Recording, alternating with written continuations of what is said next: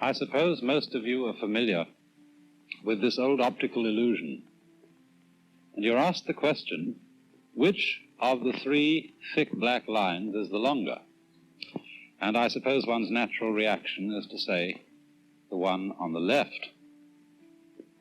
And I think you know that this is a result of the illusion of perspective, an illusion with which we are so used, to which we're so used, and by which we're so easily fooled once we've accustomed ourselves to it. You might, if that picture were drawn more vividly, even be predisposed to thinking that was a real passage stretching away from you with doors at the end.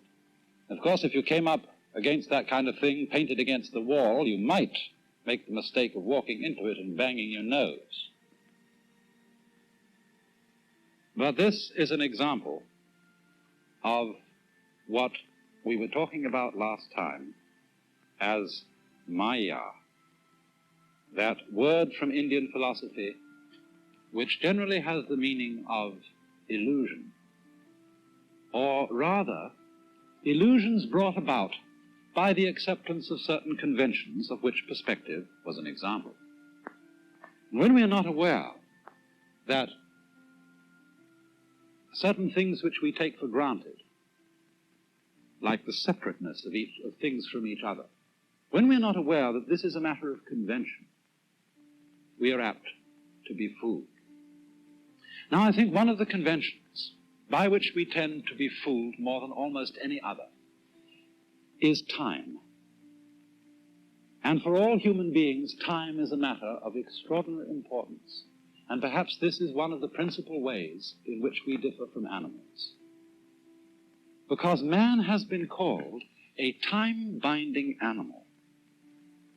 That is to say, a creature who is vividly aware of the fact that his life moves, as it were, along a line from the past through the present and into the future.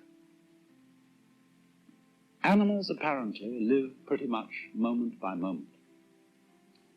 They don't appear to have very strong memories, but because man has a strong memory, he is able to bear the past in mind and, as it were, cast it forward into visions of the future based upon what has happened in the past. And therefore, although this facility gives man the most extraordinary ability to plan his life, to prepare for future eventualities, at the same time, there is a very heavy price which he pays for it, and especially if he takes this ability too seriously. In other words, if he doesn't realize that the true reality in which he lives is the present moment now.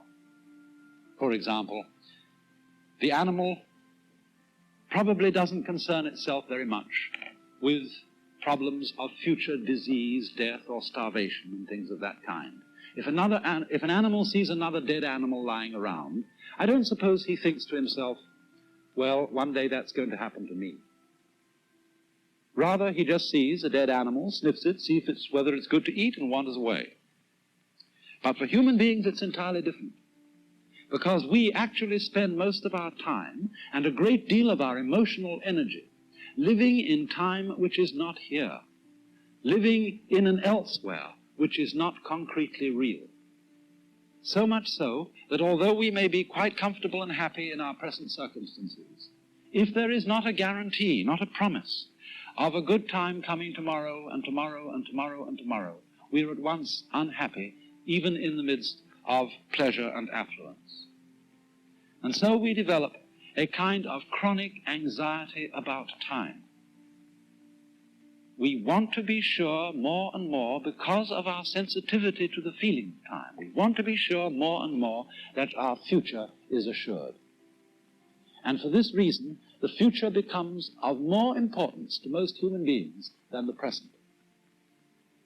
And in this sense, we are hooked, taken in by a Maya, because it is of very little use to us to be able to control and plan the future unless we are capable at the same time of living totally in the present. And so, when in civilized societies we spend so much of our time living for the future, we become very much like those celebrated donkeys, you know, that have a carrot fastened on a stick that's tied to the neck, you know, behind here, and it comes over, and there's the carrot dangling in front of them. And they pursue it, but can never reach it. And so in exactly the same way, it's that way with us. My goodness, don't you remember when you went first to school? And you went to kindergarten. And in kindergarten, the idea was to push along so that you could get into first grade, and then push along so that you could get into second grade, third grade, and so on, going up and up. And then you went to high school, and this was a great transition in life. And now the pressure is being put on. You must get ahead. You must go up the grades and finally be good enough to get to college. And then when you get to college, you're still going step by step, up to the great moment in which you're ready to go out into the world. And then when you get out into this famous world comes the struggle for success in profession or business. And again, there seems to be a ladder before you, something for which you're reaching all the time. And then, suddenly, when you're about 40 or 45 years old in the middle of life, you wake up one day and say, huh?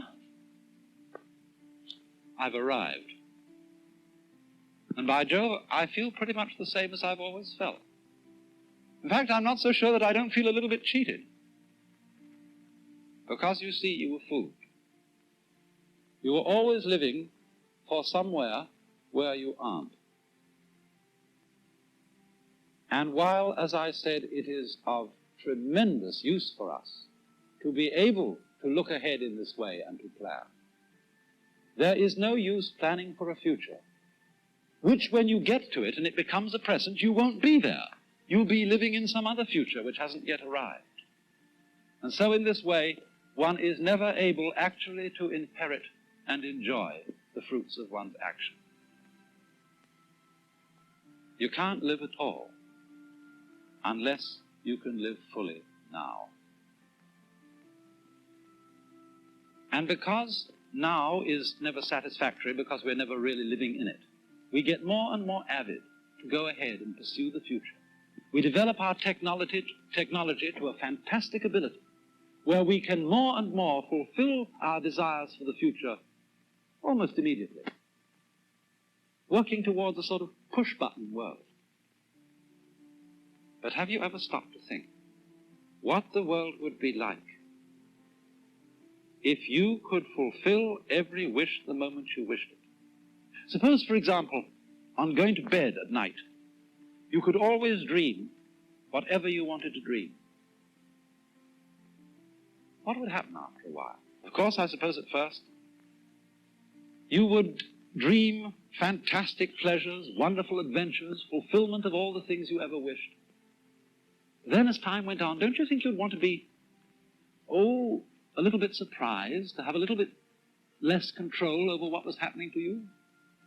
And after you'd experimented with this for some months or years, you might even want dreams in which you suffered.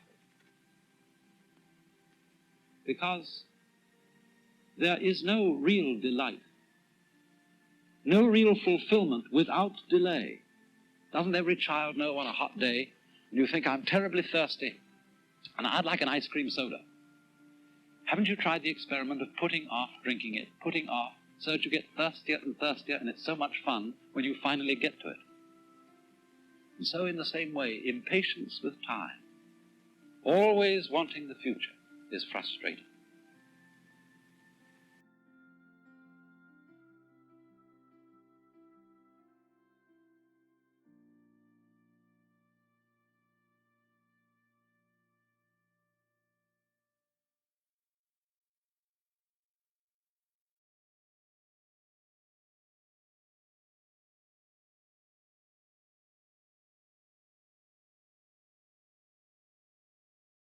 America voted and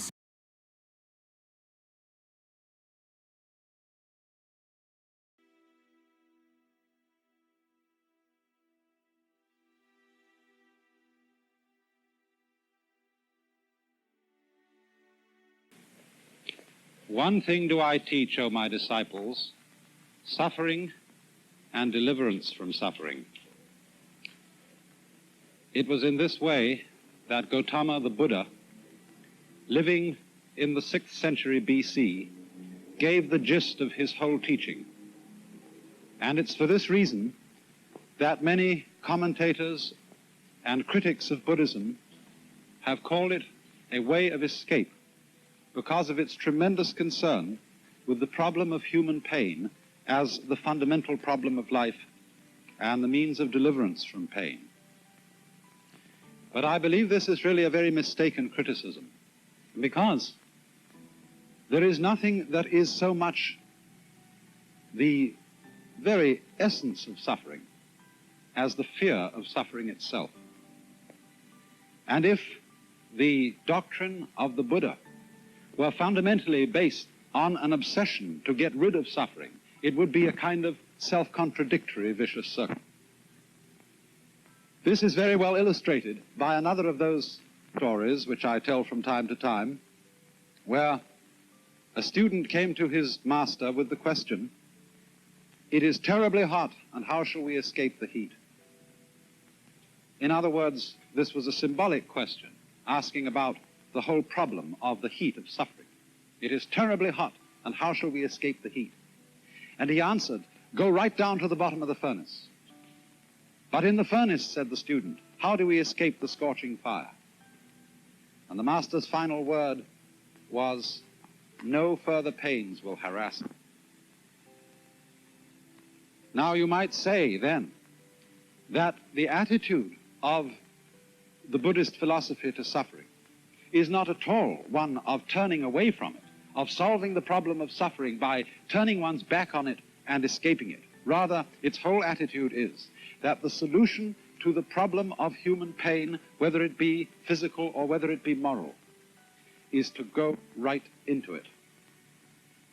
Now, in the Buddha's doctrine, pain or suffering in its most general sense is designated by this word dukkha in Sanskrit.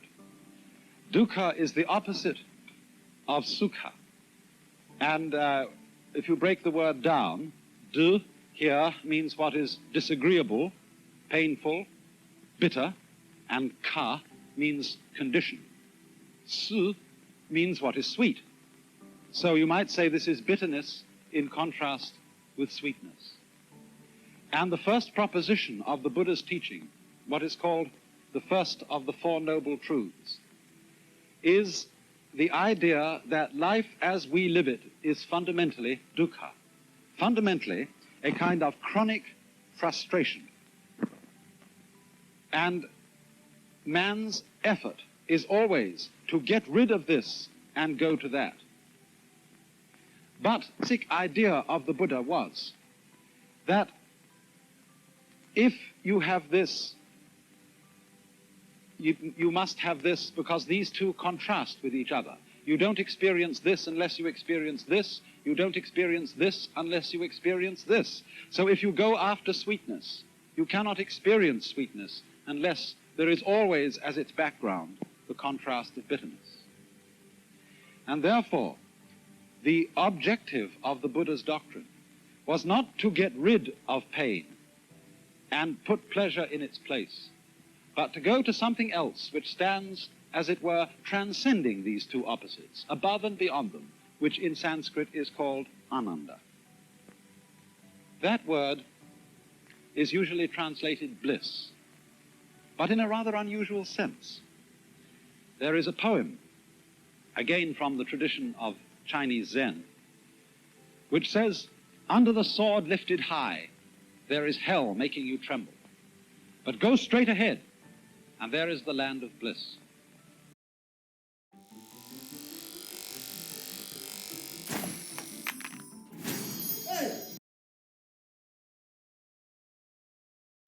And so bliss here has a very bliss high of Chinese Zen, which says, "Under the sword lifted high, there is hell making you tremble. But go straight ahead, and there is the land of bliss." And so bliss here has a very special meaning. It isn't bliss in contrast to agony. And I think probably the best way of translating the word ananda is to use the English word ecstasy. Now, then, our problem is simply this. How is it that through a profound going into suffering, that is to say, a profound acceptance of it, there can come out of it some sort of bliss. This is the problem we have to understand. Now, first of all, by way of illustration, I would like you to consider a mild but nevertheless chronic form of suffering which we constantly undergo, the experience of fear. What is fear? What, in other words, when you are afraid, are you actually feeling? A great deal of the doctrine of primitive Buddhism, as we have it recorded from the Buddha's own teachings, is concerned with close attentiveness to one's inner feelings and states of mind, a careful watching of them to find out what they really are. And supposing then you're afraid, what happens to you? Many people, when asked this question, seem strangely unaware. Their thoughts are concentrated on the particular imagination of the feared event happening. In other words, a person is afraid of having a certain sickness, disease, and he keeps thinking of what it might be like to have that disease. But supposing we switch our attention from that and concentrate for a moment on what it simply feels like to be afraid, we find, don't we, that we get a kind of creepy feeling up the spine. We get a sort of sinking or hollow feeling in the pit of the stomach and a clammy sensation in the palms of our hands. Now, as a matter of fact, that's not really very painful, is it? That's all that's the matter with you, and that's the worst that life can do to you at that moment. Furthermore, notice something else, that when you have what you call fear, you have also precisely the same sensations that you have in a totally opposite situation, when you have what we call shudders or thrills of delight. They are the same shudders, the same trembles, sometimes even the same creepy feeling up the spine, the same sinking feeling in the pit of the stomach, that a very profound, positive emotional experience can excite. So that we find that our feelings depend for their valuation as to whether they be positive or negative, very much as to the context in which they occur. For example, say a father is playing with his boy, and he gives him a slap on the behind. The boy looks around, and if he sees an angry expression on his father's face, he feels hurt. It was painful. But if he sees his father as laughing at him and was just teasing him, it doesn't hurt him at all. And so it is with all our sensations. The way they impress us positively or negatively, as good or bad, depends to a very large extent on the context in which they are set. Take, for example, in a poem like this by the humorous poet Thomas Hood. The poem says, "They went and told the sexton, and the sexton told the bell." Now, it's the same sound told in either case, but its meaning is completely different because of the context in which it occurs. If the second line had said, "and the sexton told the minister," then it would have had the same meaning in both lines. And just as words change their meaning in accordance with their context, so the meaning of what we experience alters contextually. And so it is this, then, that close awareness of our feelings reveals. In the same way, we can say we weep when we are sad, but we also weep for joy. There are tears of joy and tears of sorrow. Exactly the same tears, exactly the same physical sensation, but what a difference the context makes. Time is a very difficult thing to pin down. And therefore the idea of the Buddha was to become delivered from suffering, not by running away from it, but from looking at the actual concrete reality of what we feel and forgetting the context. Now, of course, this is obviously something quite possible in the milder forms of suffering. But what happens when suffering becomes really acute? Perhaps as an illustration of this, I might turn to a very extraordinary work of art. It is a sculpture of Saint Teresa by Bernini. Look at that face and try and decide what feeling that face is expressing. Is it agony Is it a rapture of delight which would, as we say, cause one almost to swoon? What is it? Actually, if you look back and see the whole scene, you will see that the saint is confronted by an angel who is piercing her with a dart, the dart representing the divine love.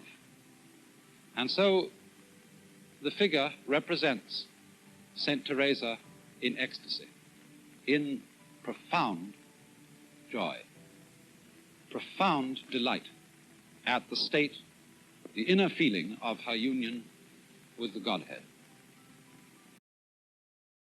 When reality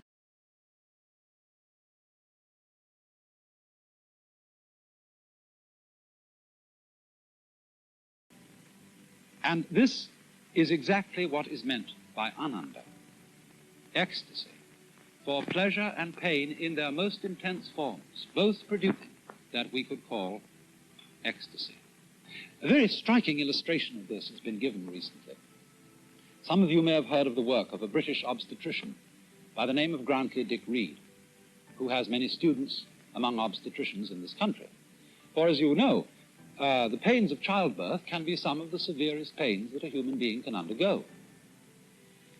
And the point of Dr. Reed's work has been to show that if you change a woman's attitude to the experience of childbirth, if, in other words, you stop calling these feelings pains, and instead you call them tensions, and if, before childbirth, you train her to relax, to let go of herself, and, as it were, cooperate with the tensions that she's experiencing, the whole character of childbirth can be changed. And many women who have undergone this pre-birth training say afterwards that what they might have expected to be an extremely unpleasant experience turned out to be a profoundly moving experience, even a joyous one. Now, of course, it's pretty clear that we can do something like that when the context of a painful experience is very positive, as it is with childbirth. After all, this is a creative event. But wouldn't it be a very different matter in the case of the pains of death?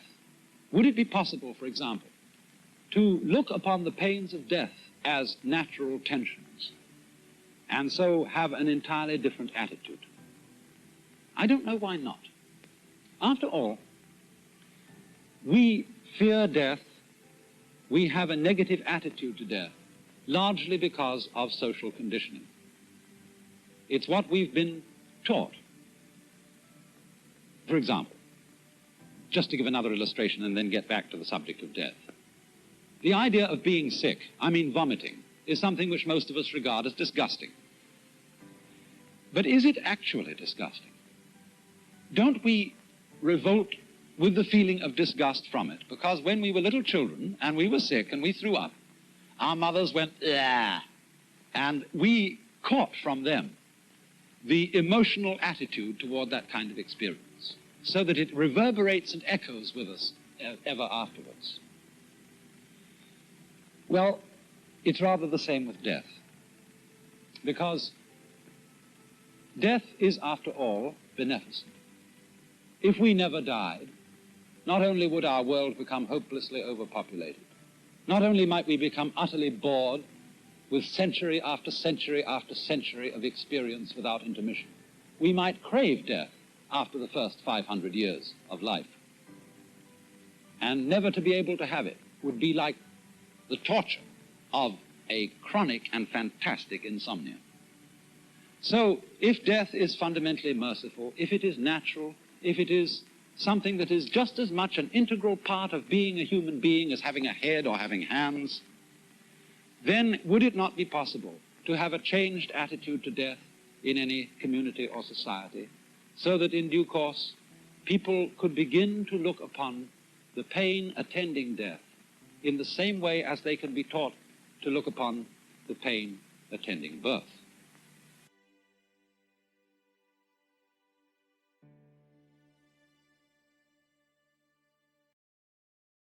So Lit Mobile just sent Time is a very difficult thing to pin down. There's a famous saying of St. Augustine of Hippo that when he was asked, "What is time?" he said, "I know what it is, but when you ask me, I don't." And yet it seems absolutely fundamental to our life. Time is money, we say. I don't have enough time. Time flies. Time drags. And I think we should go into the question of what this is, because in our ordinary common sense, we think of time as a one-way motion from the past, through the present, and on into the future.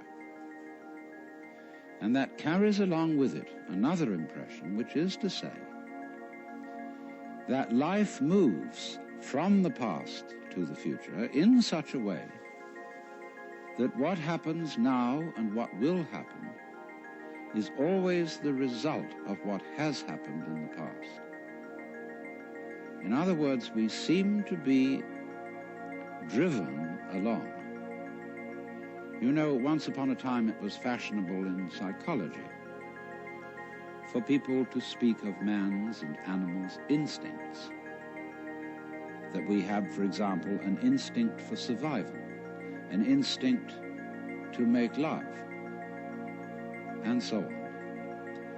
But nowadays that word has become unfashionable, and psychologists tend instead to use the word drives, and to speak of the need for food as a drive, the need for survival or for sex as drives. And that's a very significant word, because it's brought out, isn't it, by people who feel driven. Now, I must say personally, if I feel hungry, I don't feel driven. Also, if I feel lusty, I don't feel driven. Because I don't say, "Oh, excuse me, but I have to eat," or "Excuse me, but I need to fulfill my sexual urges, my biological impulses." I say, "Hooray, I identify myself with my drives. They're me." And I don't take a passive attitude towards them and apologize for them. So the whole idea of our being driven is connected with the idea of causality, of life moving under the power of the past. And that is so ingrained in our common sense that it's very difficult to get rid of it, because I want to turn the thing round completely the other way and say that the past is the result of the present. Let us suppose, just for the sake of example, that this universe started with a big bang, as some cosmologists believe. Now, when that bang happened, it was the present, wasn't it? And so the universe began in what we will call a now moment. Then it goes on doing its stuff.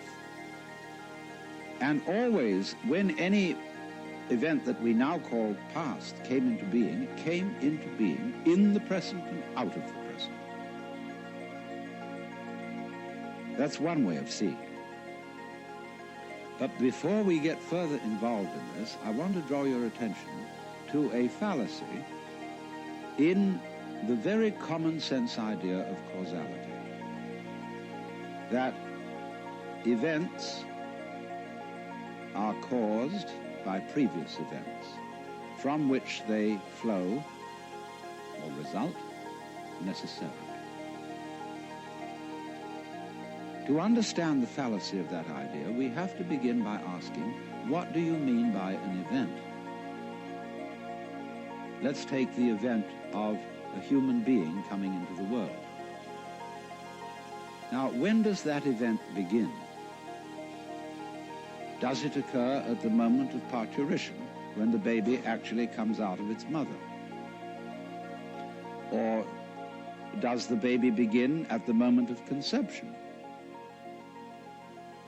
Or does the baby begin when it was an evil gleam in its father's eye? Or does a baby begin when the spermatozoa are generated in the father, or the ovum in the mother. Or could you say a baby begins when its father is born, or when its mother is born? All these things can be thought of as beginnings. But we decide, for purposes of legal registration, that a life begins at the moment of parturition, and that is a purely arbitrary decision. And it has validity only because we all agree about it. Let me show you the same phenomenon in the dimension of space instead of the dimension of time. Let's ask, how big is the sun? Are we going to define the sun as limited by the extent of its fire? That's one possible definition. But we could equally well define the sphere of the sun by the extent of its heat. We could also define the sphere of the sun by the extent of its light. And each of these would be reasonable choices, except that it's rather difficult to keep track of the extent of its light, because we're inside it. And therefore we have arbitrarily agreed to define the sun by the limit of its visible fire. But you will see in all these, by these analogies, that how big a thing is, or how long an event is simply a matter of definition. Now, therefore, when by simple definition, for purposes of discussion, we have divided events into certain periods, we'll say the First World War began in 1914 and it ended in 1918. Now, actually, all those things which led up to the First World War started long before 1914. And the repercussions of that war have continued long beyond 1918. How are we to distinguish an event from its repercussions? So you will see that because we have divided events from one another in this arbitrary way, we do that, and then we sort of forget we did it. And then we have a puzzle. How do events lead to each other? Because you see, in reality, there are no separate events. Life moves along like water. And it's all connected, as the source of a river is connected to the mouth and to the ocean. And all the events or things going on are like whirlpools in the stream.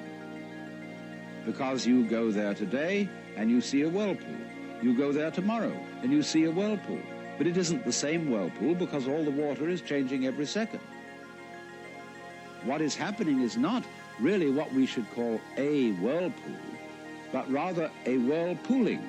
It is an activity, not a thing. And indeed, every so-called thing can be called an event.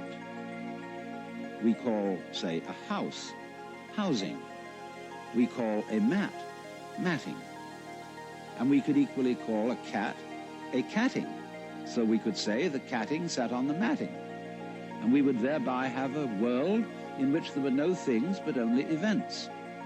To give another illustration, a flame is something we say, there is a flame on the candle. But it would be more correct to say, there is a flaming on the candle, because the flame is a stream of hot gas. Let's take another amusing example. We say fist, and fist is a noun. And fist looks like a thing, but suddenly what happens to the fist when I open my hand? See, I was fisting. Now I'm handing it to you. So every kind of so-called thing can be spoken of as an event, and because events flow into each other, the fisting flows into the handing, we cannot say exactly where one ends and the other begins. So therefore, if we remember that, we shall see that we do not need the idea of causality to explain how a prior event influences a following event, because it's like this. Supposing I'm looking through a narrow slit in a fence, and a snake goes by. I've never seen a snake before, and this is mysterious. And I see through the slit in the fence, first the snake's head. Then I see a long, trailing body, and then finally the tail. Now I say, well, that was interesting. Then the snake turns round and goes back. And again I see first the head, and then after an interval the tail. Now if I call the head one event and the tail another, it will seem to me that the event head is the cause of the event tail, and the tail is the effect. But if I look at the whole snake, I will see a head-tailed snake, and it would be simply absurd to say that the head of the snake is the cause of the tail, as if the snake came into being, first the head and then the tail. The snake comes into being out of its egg as a head-tailed snake. And so in exactly the same way, all events are really one event. We're looking, when we talk about different events, we're looking at different sections or parts of one continuous happening. And therefore, the idea of separate events which have to be linked by a mysterious process called cause and effect is completely unnecessary. But having thought that way, we think of present events as being caused by past events, and therefore we tend to regard ourselves as the puppets of the past, as driven along by something that is always behind us. Now, to overcome this impression, it's very simple. You begin again with an experiment which I suggested in a previous talk about meditation. Approach the world through your ears. If you shut your eyes and make contact with reality purely with your ears, I mean, it's kind of silly perhaps to shut your eyes when you're looking at television, but do it just for a moment.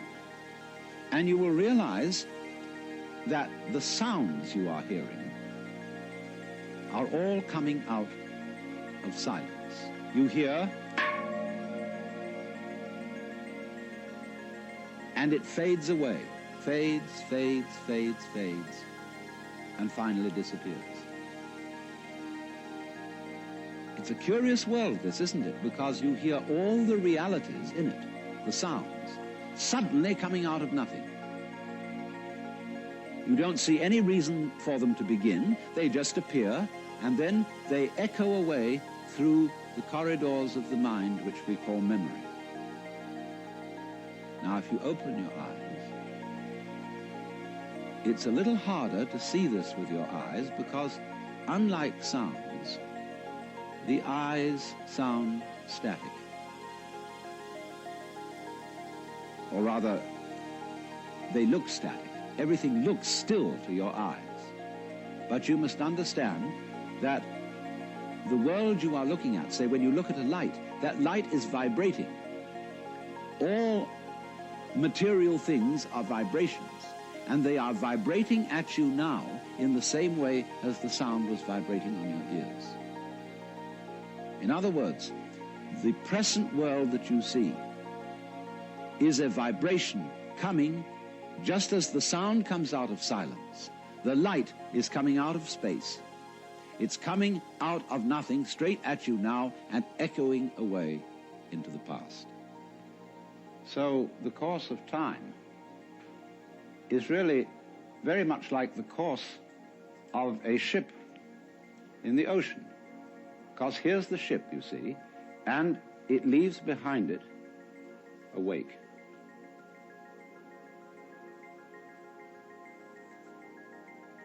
And the wake fades out, and that tells us where the ship has been, in just the same way as the past and our memory of the past tells us what we have done. But as we go back into the past, and we go back and back to prehistory and we use all kinds of instruments and scientific methods for detecting what happened, we eventually reach a point where all record of the past fades away in just the same way as the wake of a ship.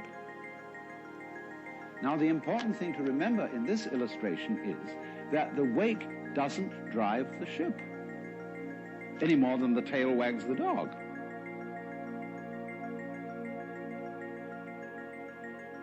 Supposing there's a neurotic, difficult child, and one school of thought used to say, well, bang him about, beat him up, and maybe he'll change. But then they said, oh no, that's not fair to the child to beat him up because it was his parents. They didn't bring him up properly. And so then they say, well, punish the parents. Well, the parents say, excuse me, but our parents were neurotic too, and they brought us up badly, so we couldn't help what we did. And so since the grandparents are dead, we can't get at them. And in any case, supposing we could, we would pass the whole blame back to Adam and Eve in the Garden of Eden. And they say they started all this mess. But then Eve would say, no, the serpent tempted me and I did eat, and it was the serpent's fault. Well, you know, when God, in the story of Genesis, asked Eve, didst thou eat the fruit of the tree whereof I told thee thou shouldst not eat? She said, oh, but the serpent tempted me, and I did eat. And God looked at the serpent, and the serpent didn't make any excuse. He probably winked. Because the serpent, being an angel, was wise enough to know where the present begins. So you see, if you insist on being moved, being determined by the past, that's your game. But the fact of the matter is, it all starts right now. But we like to establish a connectivity with the past, because that gives other people the impression that we're sane. If you ask me then, why am I talking? Well, I could say I'm making a living in this way, or I have a message that I want to get across to you. But that is not the reason. I'm talking for the same reason that birds sing and for the same reason that the stars shine. I dig it. Why do you dig it? Well, I could go on answering all sorts of questions about human motivation and psychology, but they wouldn't explain a thing, because explaining things by the past is really a refusal to explain them at all. All you're doing is postponing the explanation. You're putting it back and back and back and back, and that explains nothing. What does explain things is the present. Why do you do it now? Now, this is a slight cheat, because that doesn't explain it either. Because what happens now, just as the sound comes out of silence, all this comes out of nowhere. This is in connection with what I explained to you in another talk about the power of nothingness. All life suddenly emerges out of space, bang, right now. And to ask again, why does it happen, is an unprofitable question. Because the interesting thing is not why, but what. What happens, not why does it happen. I can say, well, I am doing this now because I did that then. And so I am producing for you a continuous line of thought. But actually, I'm doing it backwards. I'm doing it always from now and connecting up what I do now with what I did so that you can see a consistent story. If I define myself as the whole field of events, we'll say the organism-environment field, which is the real me, then all the things that happen to me may be called my doing. And that is the real sense of karma. But when we speak about freedom from karma, freedom from being the puppet of the past, that simply involves a change in your thinking. It involves, in other words, you're getting rid of the habit of thought whereby you define yourself as the result of what has gone before, and instead get into the more plausible and more reasonable habit of thought, in terms of which you don't define yourself in terms of what you've done before, but in terms of what you're doing now. And that is liberation from the ridiculous situation of being a dog wagged by its tail.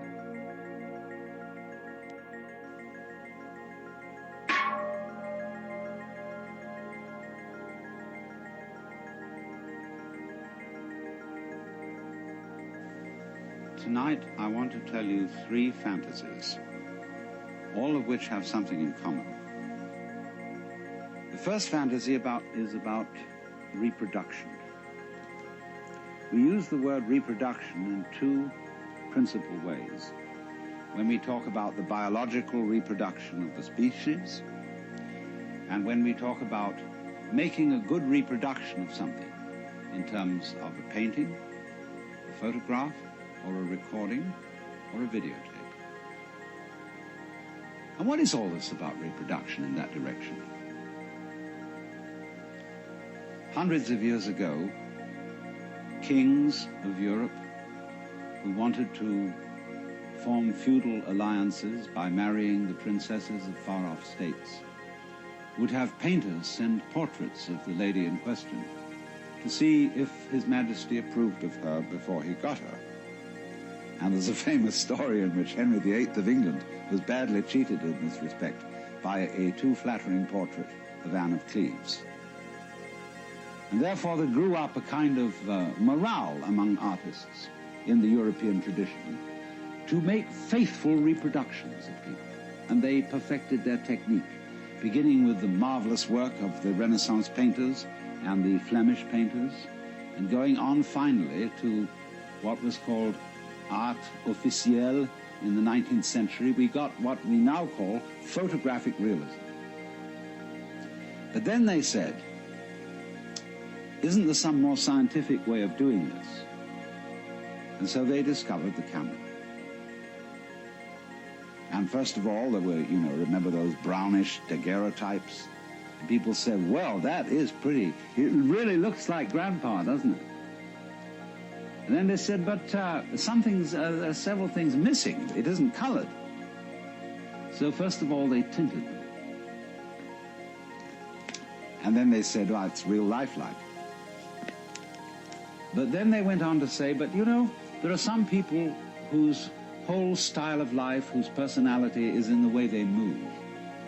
And if you just take a static shot like that, the personality isn't there. It's the way they go. So they said, we've got to have some way of making people move. So they invented the movies. And I remember when the first movies came out, they were all going, everybody was going, in a jerky way. Then they smoothed it out and they said, oh, that's real lifelike. But they said then, but there's another thing about reproducing people, which is that they talk, and a whole lot of their personality is in the voice. So can't we have them talking at the same time that they move? So they invented the talkies. And then to get it more lifelike still, they colored them. They said, wow, now we're really getting somewhere. Then, to make it even more real, they put it in 3D. And you had to wear sort of spectacles over your face to see it that way. But then they went on to say, why is it that every time we want to see one of these things, we have to go down to the center of town? Can't we have it all at home? And so television came on. And in television, they first of all started out with black and white, and it was kind of like Robert Benchley once described the cuts in French newspapers as all looking as if they'd been made on bread. Well, that was television in a certain period. And then they improved it, and then they colored it, and that's where we are now. Not quite. Because somebody has come out with the thing that we shall all be seeing soon, which is the hologram. A television image produced by laser beams, where you see a three-dimensional figure out in the air in front of you. I say, isn't that marvelous? Whew. And then, but of course, when you go up to it and you put your hand on it, your hand goes right through it. You can't touch it. And you see, that was always the trouble with television. because you look at whatever you're seeing behind a screen. It's intangible, it doesn't smell, and it won't relate to you. So these are further problems to be solved in the techniques of electronic reproduction, and they'll do it.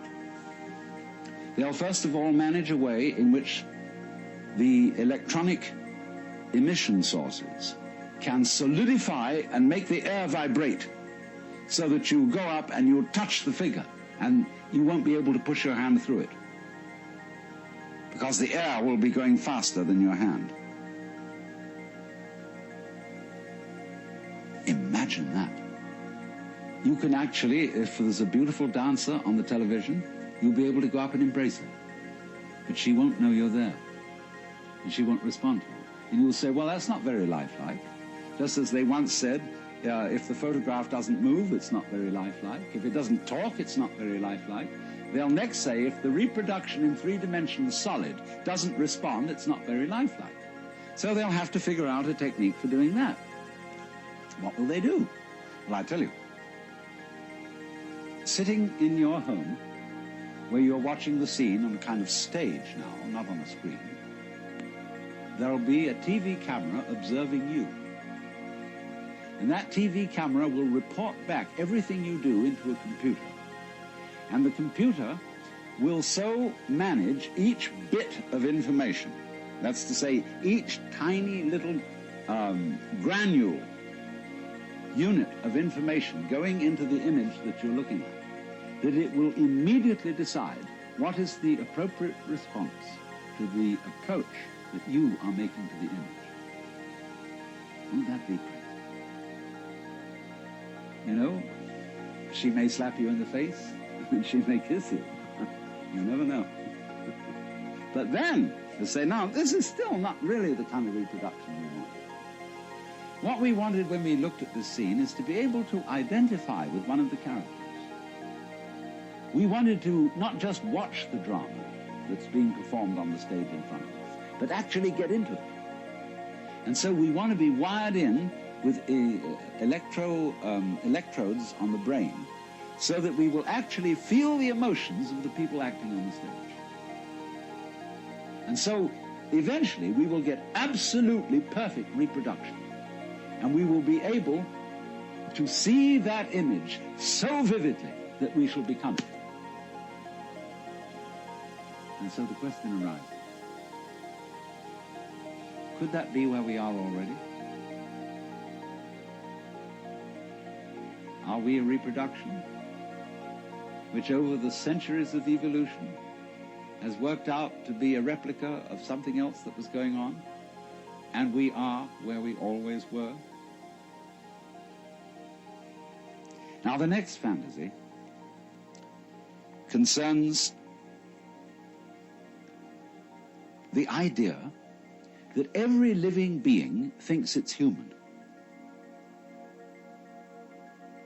And that means a plant, a worm, a virus, a bacterium, a fruit fly, a hippopotamus, a giraffe, a rabbit.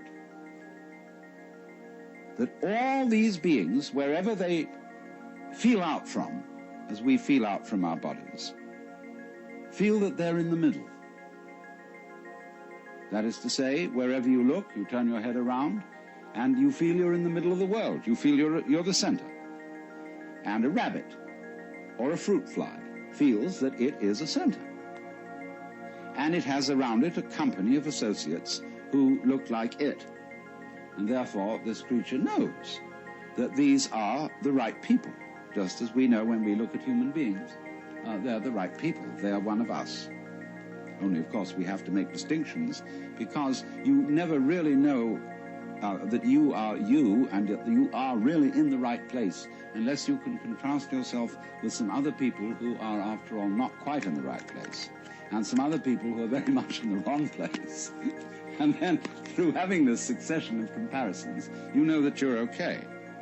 Well, the insect has exactly the same arrangement. Well, you say, well, insects and things like fishes, they don't have any culture? What do you mean, fishes being civilized and being entitled to consider themselves as humans? Well, let me put the argument from the fish's point of view. Fishes say, human beings are a mess. Look what they do. They can't exist without cluttering themselves and carrying around all kinds of things outside their bodies. They have to have houses and automobiles and books, and records and television and hi-fi equipment and stuff, endless stuff, and they litter the earth with rubbish. Think of a dolphin. He isn't really a fish because a dolphin's a mammal, but a dolphin's point of view towards the human race. Dolphins spend most of their time playing. They don't work because the grocery is right there in the ocean, whatever they need. And so a dolphin will catch up with a seagoing liner, and it'll get on the wake of the liner and put its tail at an exact angle of 26 degrees. And in so doing, the liner will carry the dolphin along. The dolphin will make circles around the liner just for fun, playing all its life in the water. And we know that a dolphin's brain is as big, if not bigger than ours, that it's incredibly intelligent, that it has a language which we can't decipher. And the person who knows most about dolphins in the United States, Dr. John Lilly, is a friend of mine, and he said he came to the conclusion that dolphins were too smart to tell us their language. So he abandoned this project. He said he would no longer keep such a highly civilized being in the concentration camp of a zoo, and that it should go back to the ocean. So the point is, though, that not only dolphins, but every organism that has any sensitivity in it whatsoever considers itself to be the center of the universe. Now, it has its problems. There's a Zen poem which says, "The morning glory which blooms for an hour differs not at heart from a giant pine that lives for 1,000 years."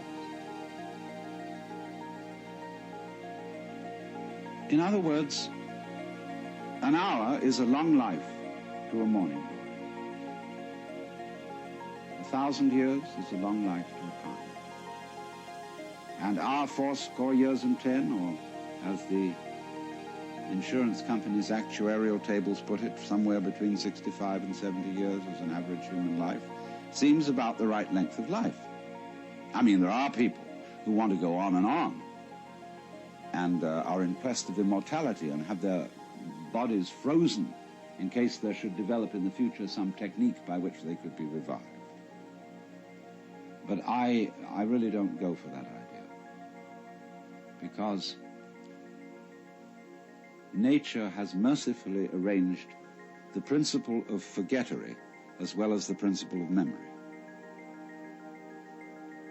If you always and always and always remembered everything, you see, you would be like a piece of paper which had been painted over and painted over and painted over until there was no space left and you wouldn't be able to distinguish between one thing and another. It's like when a whole bunch of people start to scream and make noises and out-scream each other, and soon you can hear nobody. So in that way, one's memories become screams, and nature mercifully arranges that the whole thing be erased, and you begin again.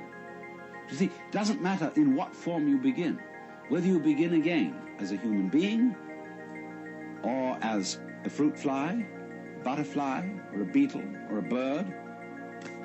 It feels the same way that you feel now. So we're really all in the same place. We all have above us things much higher than ourselves.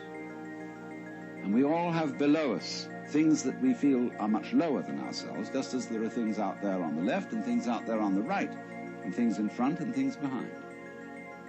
Because you're the middle. You're the middle everywhere, always.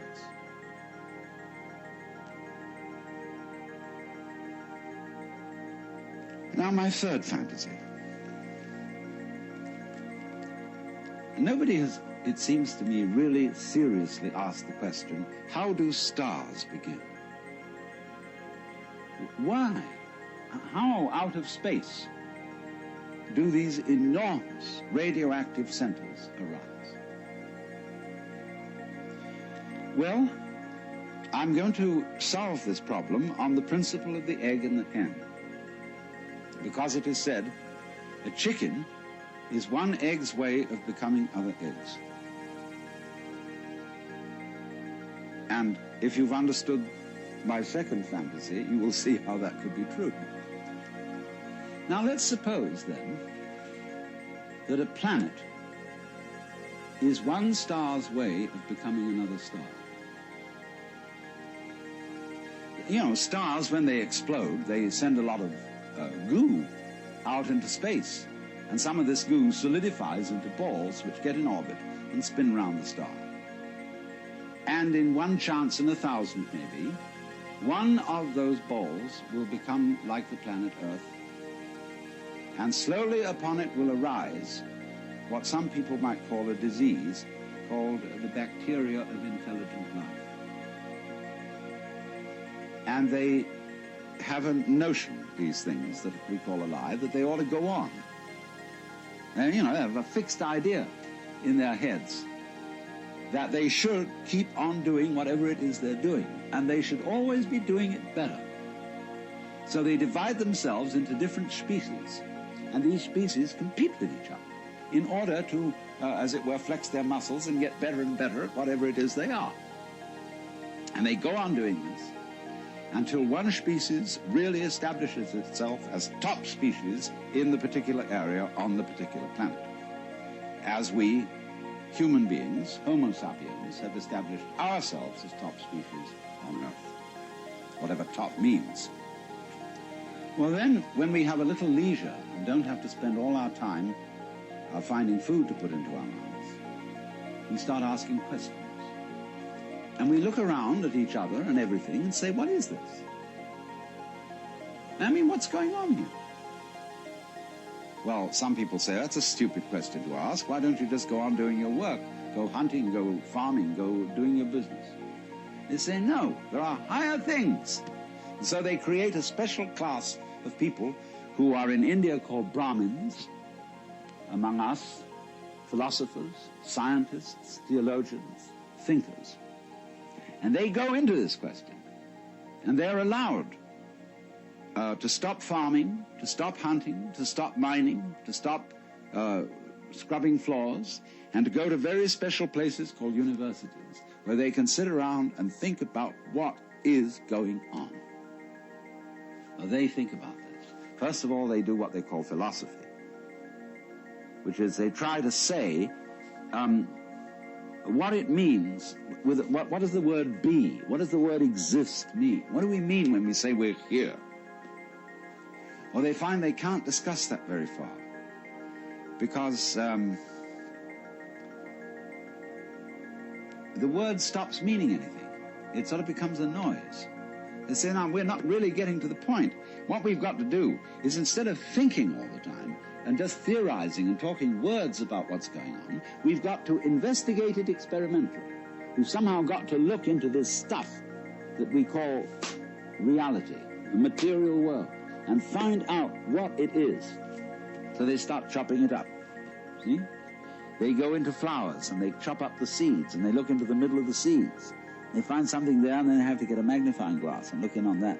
It gets smaller and smaller and smaller. And they reason they must eventually come to some particle called an atom. In Greek, atom means atomos, non-cuttable, what you can't split any further.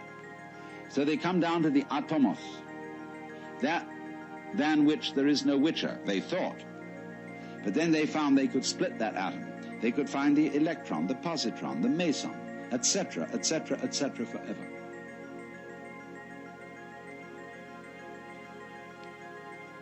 And so they said, well, this is real science, because we've now found out that every atomos of matter contains immense energy, and that we could come to the point where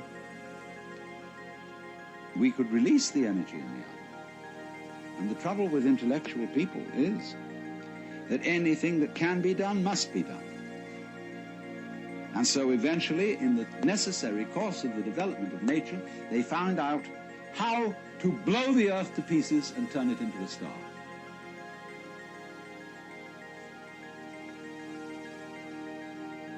So that may be, you see, how stars originate.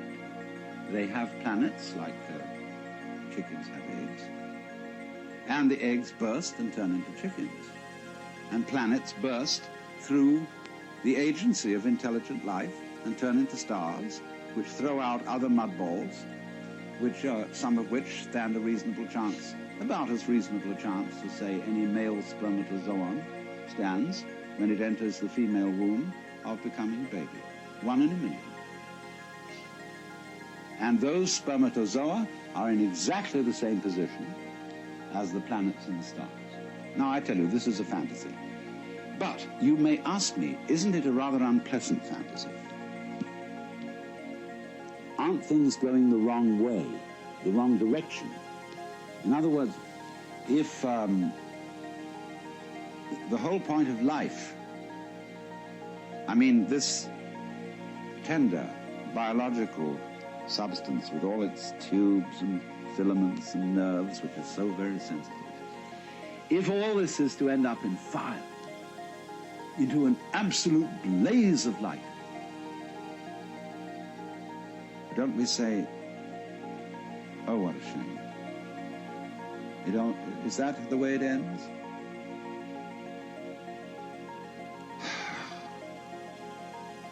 But so many people say that they want to see the light. They want to be enlightened. They want to dissolve into the light of God. And then when they've done that, all over again, the process goes on and it blows out those mud balls. And here are planets. And here once again, you're a baby, you're a child. The flowers are brilliantly colored. The stars are gorgeous. The smell of the earth, the sound of the rain, everything is marvelous once again. And once again, you see the other, the man, the woman that you love. As if it had never happened before, it all starts over. And as it goes on, it gets more and more intense. All the problems get more and more problematic. And you find you're wrestling with something you can't control. You've got to control it, but you absolutely can't control it, like all the problems of the world at the present time. The whole scene is completely out of hand. And we feel we're going to our doom, because we're going once again towards the birth of a star, which is the most creative thing there is. Now, if you think about this for a while, you see, I put forward 3 fantasies, all of which have a cyclic quality. We reproduce, not only biologically, but we reproduce artistically, technically. Just for a moment, I want to put in an aside about biological reproduction. See, when I think back to my grandfather, whom I knew fairly well,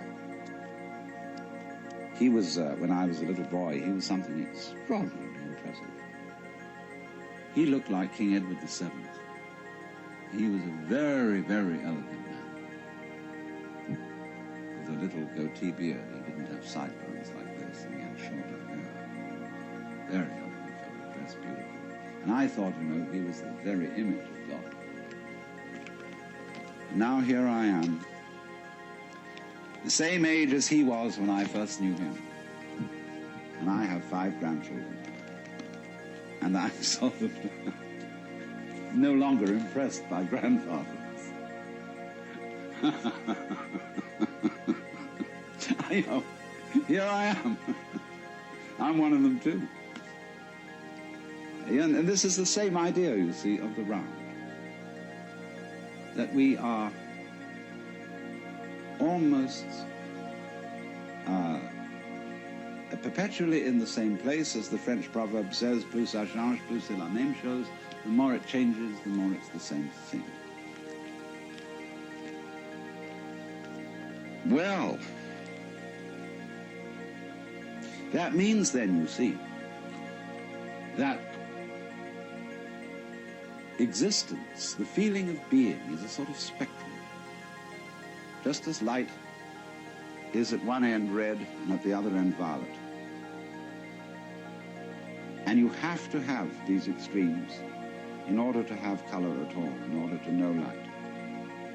So you see, likewise, we have to have the experience that there is somebody else, something else going on altogether out of our control, in order to have the experience of being me. And so in order to feel good, to feel that well, life is worthwhile, that existence is worth going on, in order to bring out that feeling, just as the red brings out the violet, there has to be in the back of our minds, maybe very far away, the comprehension that there is something that could happen that absolutely mustn't happen, that is the horrors, that is the screaming mimes at the end of the line. We have to know that's there. And every so often, that has to happen. Because if there isn't the experience that we go through, called the screaming mimes at the end of the line, where everything has gone wrong, like just before he died, the British novelist Arnold Bennett said, "I feel somehow that everything's absolutely wrong." You know? So the possibility, even the imagination that there could be such an experience in the back of our heads, is the background which gives intensity to the sense that we call feeling good, feeling that it's all right. It's all right now, I'm all right. So, if you understand that, you see that really and truly you're always in the same place. Just as every creature thinks it's a human being. And as just every being turns out to be a reproduction by some interesting technology, whether it's electronic or biological, makes very little difference. And just as it may be, I don't know, planets are stars' ways of becoming other stars, and so on, and so on, and so on. But the moral is, you're always in the same place. And what is that place?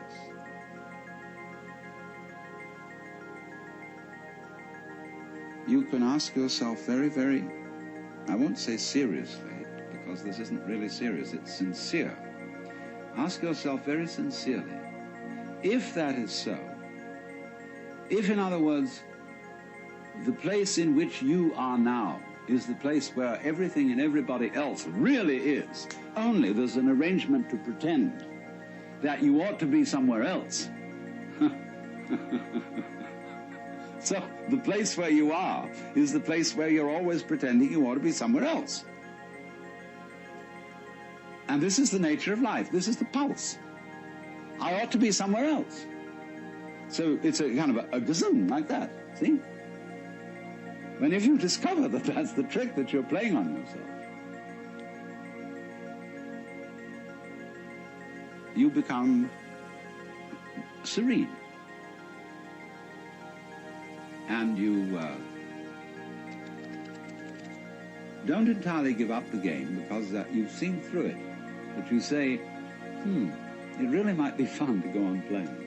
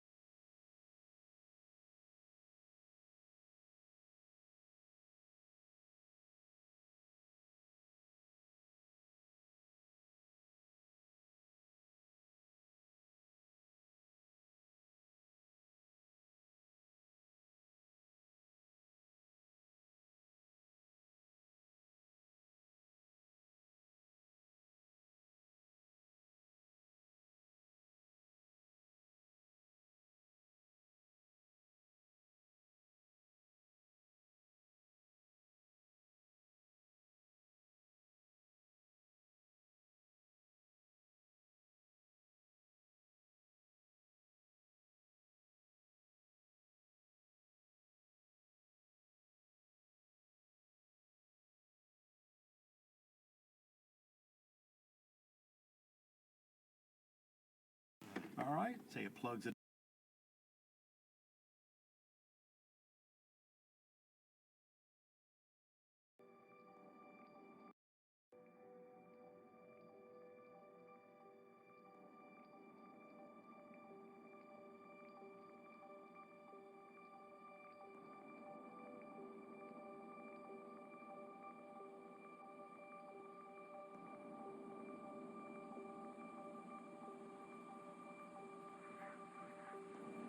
We'll begin by refreshing memories as to what went before. In discussing the theme of the Joker, I have been talking about a point of view, the Joker's point of view, from which not only our social institutions, but also all the formations of the natural world are seen as games. Be careful of the word game. It doesn't mean as trivialities, because when we say it's just a game, this often means it is just trivial. There can be important games, as when we play the piano or musical instruments. We are not necessarily doing something frivolous, but we are playing. And there is something in the nature of all play that is not serious, but at the same time may be sincere. And I tried to give you the picture of the multiplicity of natural forms on the one hand, and of human social institutions, and all the things that we do and consider important and busy ourselves with as human beings. I tried to give you the point of view from which these can be seen as games, as things being done, as it were, simply for themselves, and not for some ulterior motive. And therefore, these games are in a way best played when they are played as games. Although it's really all right for people to take them seriously, except that they are a little bit deprived. They're missing something. And so when the Joker sees a person taking his life seriously and regarding himself as extremely important, there is something a little bit funny about it, and he is inclined to get the giggles. And it's all he knows, that the very intensity of seriousness with which the individuals concerned are taking these games will be a kind of foil for the subsequent bursting into laughter when he sees that it wasn't serious after all. You see that? You might say there are these classes of people. There are the very far out people and the very far in people. Now, ordinarily we say someone's very far out when they are oddballs, when they are exceedingly unconventional. But I want you to turn the picture round and look as a conventional person. Look at a square as a person who's very far out. That is to say, he is so involved in the seriousness of the game he is playing that he is lost. He doesn't know where he started from, and he thinks he's there. But he's completely lost, because he is actually under the cover of his assurance, of his status, of his position in society. He's really a very anxious person. I said a lot yesterday about the way in which our society shows anxiety because it cannot permit the existence of people who don't belong. And it cannot really permit the criticism of laughter. It cannot permit the presence of the old-fashioned court jester, because these people are so far out. They're so involved, and one from a certain standpoint, you see, from the Joker's standpoint, he doesn't condemn such people. He rather congratulates them on their heroism for getting so lost and involved. But to keep the far-out people from going quite insane, there have to be far-in people. And the far-in people are those who keep contact with the original goings-on behind the scenes. They are like the prompter in the theater, where there are the actors out on the stage relying on their memories, etc., and they're supposed to get completely involved in the play. But there's a concealed prompter with the script in front of him. And he is the connection of the actor on the stage with the green room behind the stage. And you see in this dramatic analogy of the universe, the green room is the central point, the still point of the turning world.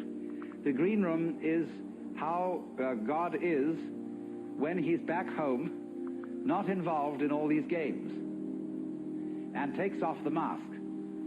See, on the Hindu theory that everybody is a mask of God. Like a wonderful line in one of Chesterton's poems. And now a great thing in the street seems any human nod, where move in strange democracy the million masks of God. The million masks of the Joker, because the Joker is the player, the trick player, who plays ultimately the great trick on himself. So really, there can be no resentment about this. Nobody to blame, nobody to turn around to in the end and say, you bastard, you did this to me. Because it's always you who are ultimately responsible. So, this prompter, you see, keeps the actor on the stage in touch with the green room. And so there are certain people in the world who might be a kind of a priesthood sometimes, although priesthoods are apt to become corrupt and square, but a kind of people in the know. There always has to be somebody around in the know, so that, as it were, the wheel of society and of existence, the wheel of the squirrel cage, the wheel of the rat race, can have an axle firmly planted. And at the center then there have to be the far-in people. So this is the domain of jokers.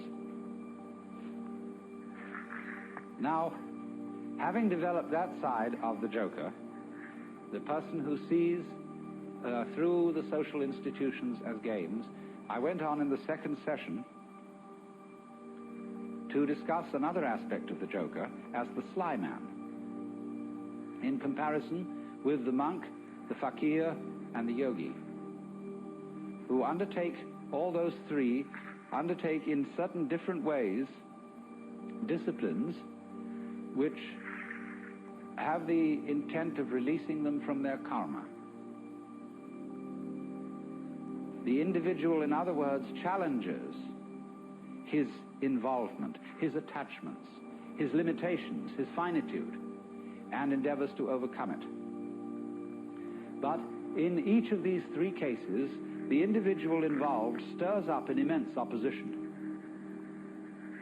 because he serves notice upon the devil, or shall we say upon his karmic creditors, that he is about to leave town. And so all the creditors come rushing to the door. All his past sins catch up with him. And the devil lays his temptations in the way all the more thoroughly. So that the sly man is the one who, when he is going to leave town, does so instantaneously without any prior announcement. And so in this way there is, shall we say, a cunning manner of becoming a Buddha. And that is to become one instantly, without any preparation or warning whatsoever.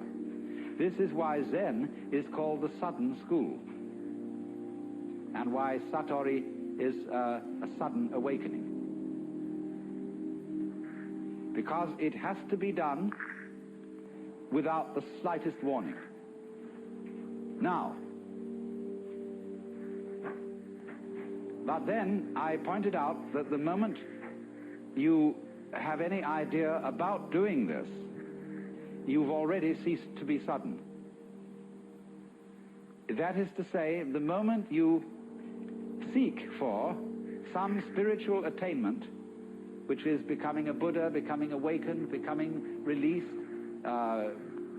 getting in there, you've already served notice upon your creditors. So that somehow or other, you find that you have to do it without intending to do it. And that is a double bind, which you impose upon yourself when you say, I must find a way of doing this spontaneously. That's the old basic double bind. You must be spontaneous. You are commanded, or you command yourself to do something which is acceptable only if it happens spontaneously. Then you think about that and say, well, what a fix that is. Here am I saying, I must be surprised, and I'm going to lay plans to surprise myself. So by going through this, you discover naturally that can't be done. You can't surprise yourself on purpose. Yet that's what you have to do. So what about it? You come to a state of total paralysis. You're stuck.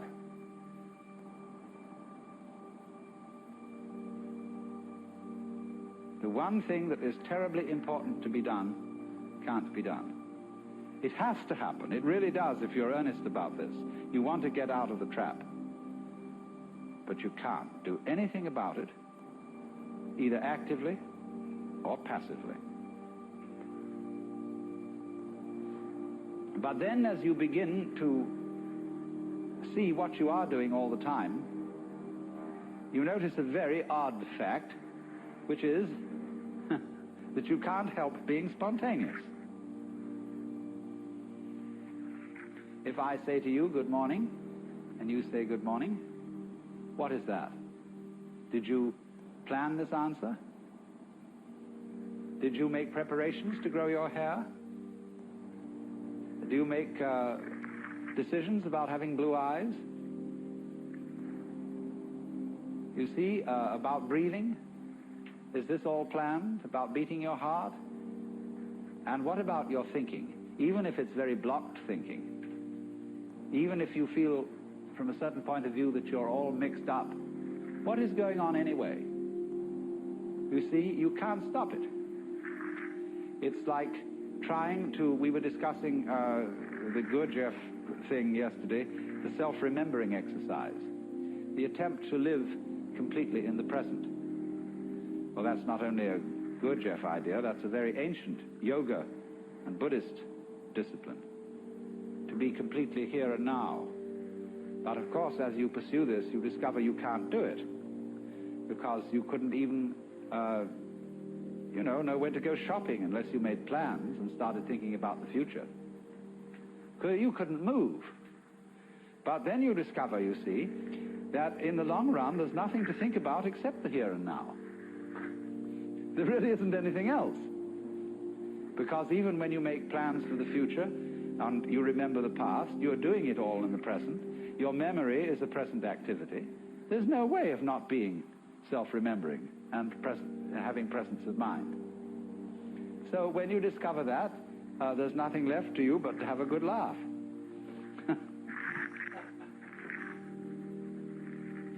Well, now, I want to develop to a greater extent something I only touched on yesterday afternoon when we were discussing anxiety and laughter and the relationship between the two.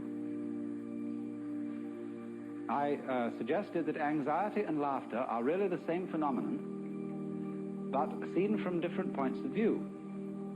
As we all know, we can have shudders of horror and shudders of delight, tears of grief and tears of joy. And it's the same shudders and the same tears in either case, but they have a completely different meaning. Now, life is a matter of oscillation. Life is vibration. It's the whole time and all the way through. The question is, how are you going to interpret that? Is it tremble, tremble, tremble, or is it laugh, laugh, laugh? That's the great thing. And sometimes it's one, and sometimes it's the other. So that the whole thing of the Joker is he comes into being, as it were, at the point when the anxiety interpretation of the trembling becomes the laughing interpretation. We were talking about monks who had skulls in their cells to remind them of mortality. And we think a grim thing. The skull is a grim thing. But Chesterton had the poem about the skull. Chattering finch and waterfly are not merrier than I. Here among the flowers I lie, laughing everlastingly. No, I may not tell the best. Surely, friends, I might have guessed death was but the good king's jest. It was hid so carefully. So you can see the skull not as a grim thing, but as a laughing thing. It's all that's left of a human being. And all the surface is peeled off, and nothing but this beautiful bone remains. It laughs.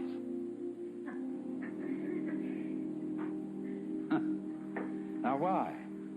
What is it about death being a jest?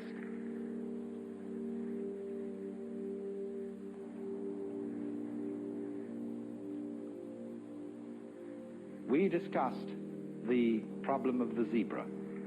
You remember whether a zebra is a yellow horse with black stripes or a black horse with yellow stripes. And of course, you can see it either way. And you can argue till all is blue about which side is right. And let's suppose that a black horse is a horse of ill omen, even though striped with yellow. And a yellow horse, a horse of joy and good omen, even though striped with black. This is our eternal problem. We are in the state of egocentric consciousness, firmly convinced that death is a threat. We are so convinced of this, even though individuals may say, well, I'm not really afraid of death. What I'm afraid of is dying in an unpleasant way. Nevertheless, since almost all moralists and people concerned with ethics seem to agree, whatever their differences of opinion, that survival is a good thing. In some sense, if not survival in this body, even the most, the people who would rather be dead than red, firmly believe that that is true because they believe there is a hereafter where they can go and where they can be rewarded for the courageous stand against evil which they have taken. You see? So that's still some kind of insistence on the value of survival. And we all cling to this idea of survival with tremendous passion. But we have been fooled, because survival is an important ideal only so long as you have bothering you the bugbear of death, that the world might stop altogether, and that your death, so far as you are concerned, is curtains forever. And that is really the bogey. You see, that's all very well to rationalize and say, no, it's not death I'm afraid of, it's the pains of death. But if you think about it deeply, There are several stages in thinking about it deeply. The first stage is the real horrors of endless night, of the futility, of the whole conception that one's own life, or indeed the whole life of the cosmos, might be nothing but a flash, and beyond that, nothing. Nothing, nothing, in all directions. When, for example, we think of the physicist's idea that the universe is running down, that all energy is seeking a stable state. Supposing, for example, to give an illustration of what they mean, I have a jar of black pepper and a jar of salt. And I pour them together into another jar, and I can see the white salt and the black pepper fairly well delineated. Then I start shaking the jar, and slowly, slowly, slowly the black and the white disappear into a gray. That can never be sorted out again into black and white. In this sort of way, as things go on, the universe, they say, it tends to attain a stable state, to run down, run down, run down, until that's the end. And nobody knows how it could possibly start all over again. But I always say, and I feel it in a sort of funny, intuitive way, that what happened once can happen again. If this world started at some time, supposing there was a colossal explosion which set all these galaxies flying out, then what existed before that explosion must surely have been something like the stable state to which we shall run down in the end. And if it went bang once, there's absolutely no reason why it shouldn't go bang again. I suppose there are temperaments in logic. I have a temperament whereby I just cannot, it seems to me absolutely basic that what happened once can happen again. But there are other people who so cherish the unique that they can conceive the idea of something like existence happening only once. But you see, something that happens only once doesn't happen at all.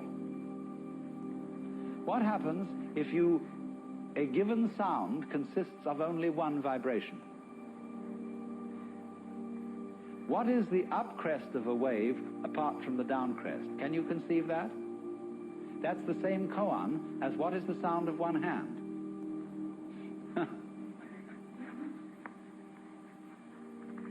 You see, it always takes two. You can't have a purely left-sided person.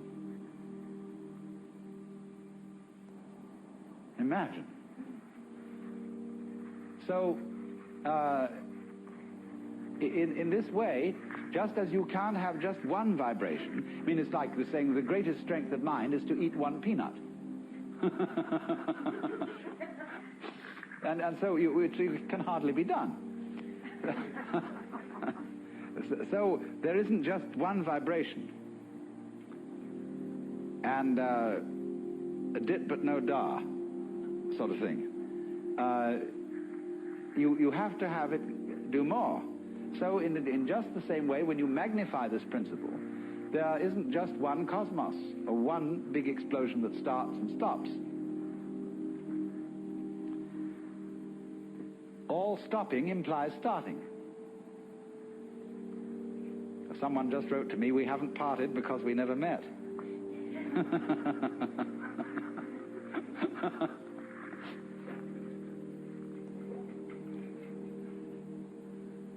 So, the whole point of saying this is the realization that existence is eternal. The going out of existence implies the coming in. And St. Thomas had some points here when he said, there could never have been a time when there was not being, because if there had been a time when there was nothing in nothing to produce something.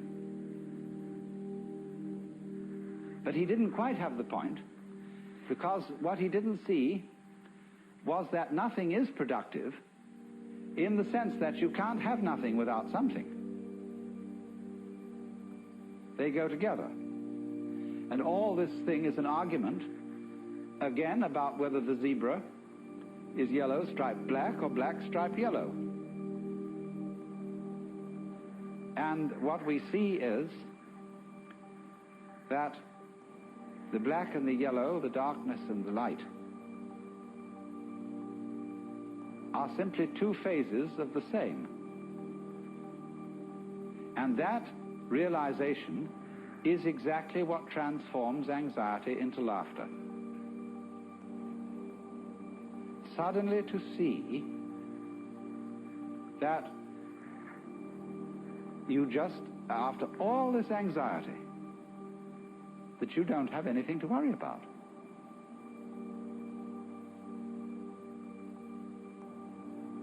Now, that doesn't mean that there will not in our future lie some extremely painful experiences, or experiences that we would ordinarily interpret as horribly painful. We may all die of ghastly diseases, or of radiation burns, or of unimaginable things. But look here.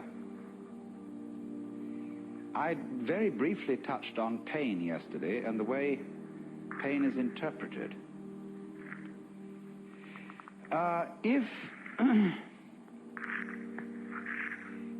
If you interpret pain as something that is destroying you and is going in the direction of total death, then it's very serious indeed. And it's perfectly terrifying.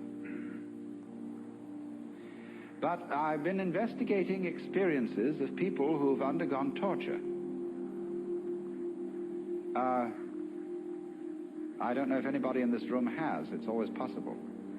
But, and then if so, you can correct me. But the worst part of torture is the beginning. When, of course, you're full of all your illusions and all your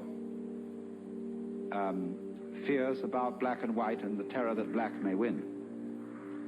But it's said that as torture proceeds, it slowly changes the state of mind of the victim to a kind of drunken, masochistic giving in to the torture, so that it becomes something that he cooperates with.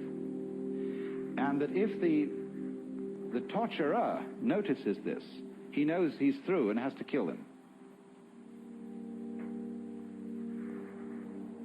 So, in other words, there is a point at which pain becomes an experience without having a negative interpretation put upon it. It becomes, in other words, converted into ecstasy.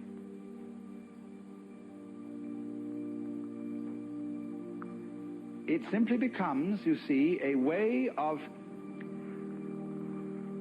going through extraordinarily far out sensations which have no meaning.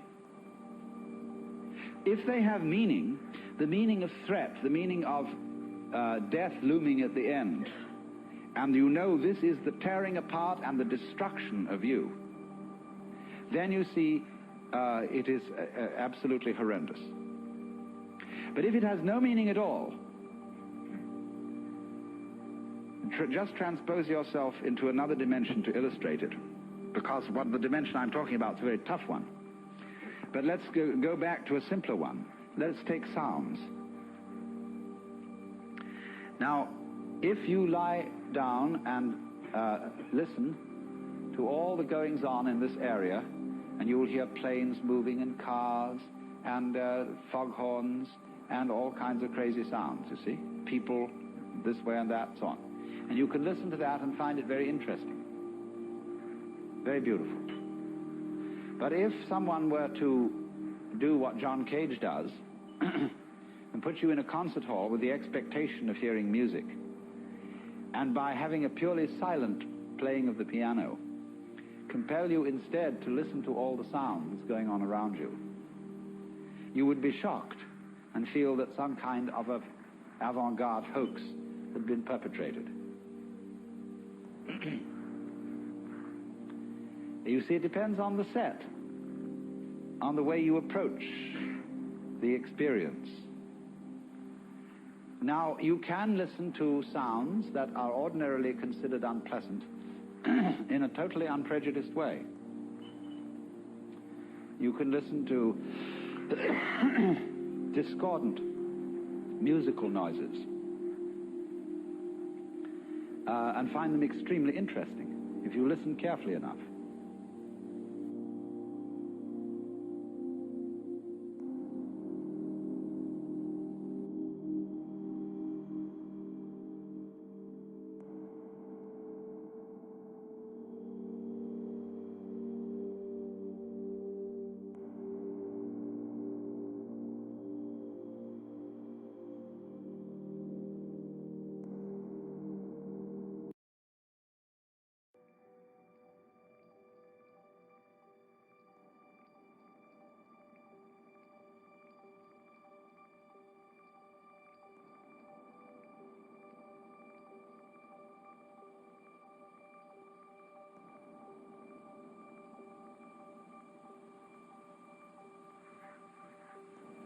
We'll begin by refreshing memories as to what went before. In discussing the theme of the Joker, I have been talking about a point of view, the Joker's point of view, from which not only our social institutions, but also all the formations of the natural world are seen as games. Be careful of the word game. It doesn't mean as trivialities, because when we say it's just a game, this often means it is just trivial. There can be important games, as when we play the piano or musical instruments, we are not necessarily doing something frivolous, but we are playing. And there is something in the nature of all play that is not serious, but at the same time may be sincere. And I tried to give you the picture of the multiplicity of natural forms on the one hand, and of human social institutions, and all the things that we do and consider important and busy ourselves with as human beings. I tried to give you the point of view from which these can be seen as games, as things being done, as it were, simply for themselves, and not for some ulterior motive. And therefore, these games are in a way best played when they are played as games. Although it's really all right for people to take them seriously, except that they are a little bit deprived. They're missing something. And so when the Joker sees a person taking his life seriously and regarding himself as extremely important, there is something a little bit funny about it, and he is inclined to get the giggles. And it's all, he knows that the very intensity of seriousness with which the individuals concerned are taking these games will be a kind of foil for the subsequent bursting into laughter when he sees that it wasn't serious after all. You see that? You might say there are these classes of people. There are the very far out people and the very far in people. Now, ordinarily we say someone's very far out when they are oddballs, when they are exceedingly unconventional. But I want you to turn the picture round and look as a conventional person. Look at a square as a person who's very far out. That is to say, he is so involved in the seriousness of the game he is playing that he is lost. He doesn't know where he started from, and he thinks he's there. But he's completely lost, because he is actually under the cover of his assurance, of his status, of his position in society. He's really a very anxious person. I said a lot yesterday about the way in which our society shows anxiety because it cannot permit the existence of people who don't belong. And it cannot really permit the criticism of laughter. It cannot permit the presence of the old-fashioned court jester. Because these people are so far out. They're so involved, and one from a certain standpoint, you see, from the Joker's standpoint, he doesn't condemn such people. He rather congratulates them on their heroism for getting so lost and involved.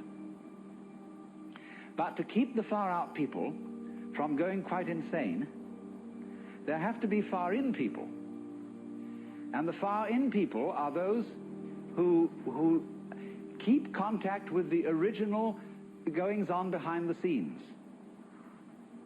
They are like the prompter in the theater, where there are the actors out on the stage relying on their memories, etc., and they're supposed to get completely involved in the play. But there's a concealed prompter with the script in front of him. And he is the connection of the actor on the stage with the green room behind the stage. And you see in this dramatic analogy of the universe, the green room is the central point, the still point of the turning world. The green room is how God is when he's back home, not involved in all these games, and takes off the mask. See, on the Hindu theory that everybody is a mask of God. Like a wonderful line in one of Chesterton's poems. And now a great thing in the street seems any human nod, where move in strange democracy the million masks of God. The million masks of the Joker, because the Joker is the player, the trick player, who plays ultimately the great trick on himself. So really, there can be no resentment about this. Nobody to blame, nobody to turn around to in the end and say, you bastard, you did this to me. Because it's always you who are ultimately responsible. So, this prompter, you see, keeps the actor on the stage in touch with the green room. And so there are certain people in the world who might be a kind of a priesthood sometimes, although priesthoods are apt to become corrupt and square. But a kind of people in the know. There always has to be somebody around in the know, so that, as it were, the wheel of society and of existence, the wheel of the squirrel cage, the wheel of the rat race, can have an axle firmly planted. And at the center then there have to be the far-in people. So this is the domain of jokers. Now, having developed that side of the joker, the person who sees through the social institutions as games, I went on in the second session to discuss another aspect of the joker as the sly man, in comparison with the monk, the fakir, and the yogi, who undertake, all those three, undertake in certain different ways disciplines which have the intent of releasing them from their karma. The individual, in other words, challenges his involvement, his attachments, his limitations, his finitude, and endeavors to overcome it. But in each of these three cases, the individual involved stirs up an immense opposition, because he serves notice upon the devil, or shall we say upon his karmic creditors, that he is about to leave town. And so all the creditors come rushing to the door. All his past sins catch up with him. And the devil lays his temptations in the way all the more thoroughly. So that the sly man is the one who, when he is going to leave town, does so instantaneously without any prior announcement. And so in this way there is, shall we say, a cunning manner of becoming a Buddha. And that is to become one instantly, without any preparation or warning whatsoever. This is why Zen is called the sudden school, and why Satori is a sudden awakening. Because it has to be done without the slightest warning. Now, but then I pointed out that the moment you have any idea about doing this, you've already ceased to be sudden. That is to say, the moment you seek for some spiritual attainment, which is becoming a Buddha, becoming awakened, becoming released, getting in there, you've already served notice upon your creditors. So that somehow or other, you find that you have to do it without intending to do it. And that is a double bind, which you impose upon yourself when you say, I must find a way of doing this spontaneously. That's the old basic double bind. You must be spontaneous. You are commanded, or you command yourself to do something which is acceptable only if it happens spontaneously. Then you think about that and say, well, what a fix that is. Here am I saying, I must be surprised, and I'm going to lay plans to surprise myself. So by going through this, you discover naturally that can't be done. You can't surprise yourself on purpose. Yet that's what you have to do. So what about it? You come to a state of total paralysis. You're stuck.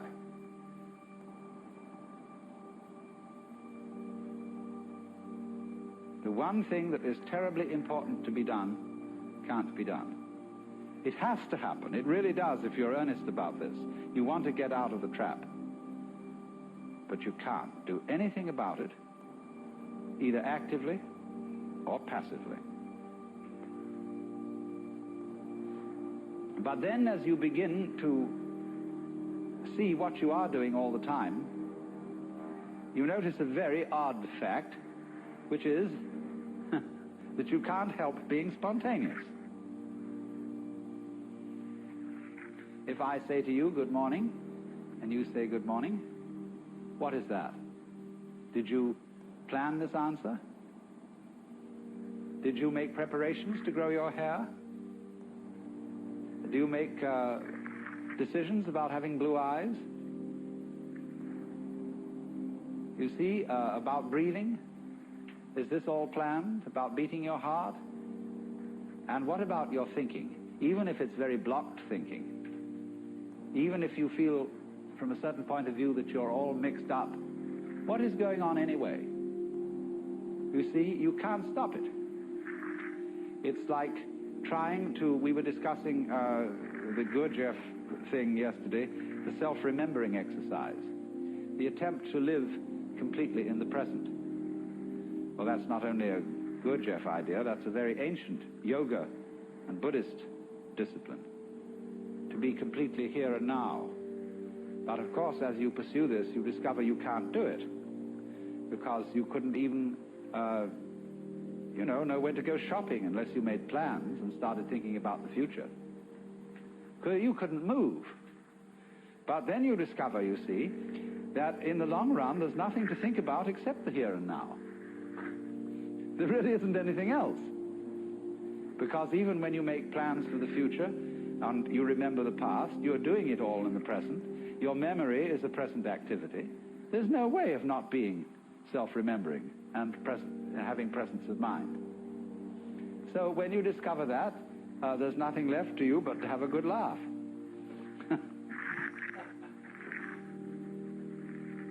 Well, now, I want to develop to a greater extent something I only touched on yesterday afternoon when we were discussing anxiety and laughter and the relationship between the two.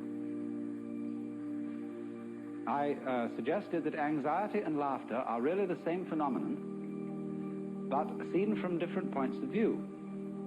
As we all know, we can have shudders of horror and shudders of delight, tears of grief and tears of joy. And it's the same shudders and the same tears in either case, but they have a completely different meaning. Now, life is a matter of oscillation. Life is vibration. It's the whole time and all the way through. The question is, how are you going to interpret that? Is it tremble, tremble, tremble, or is it laugh, laugh, laugh? That's the great thing. And sometimes it's one, and sometimes it's the other. So that the whole thing of the Joker is he comes into being, as it were, at the point when the anxiety interpretation of the trembling becomes the laughing interpretation. We were talking about monks who had skulls in their cells to remind them of mortality. And we think a grim thing. The skull is a grim thing. But Chesterton had the poem about the skull. Chattering finch and waterfly are not merrier than I. Here among the flowers I lie, laughing everlastingly. No, I may not tell the best. Surely, friends, I might have guessed, death was but the good king's jest. It was hid so carefully. So you can see the skull not as a grim thing, but as a laughing thing. It's all that's left of a human being. And all the surface is peeled off, and nothing but this beautiful bone remains. It laughs.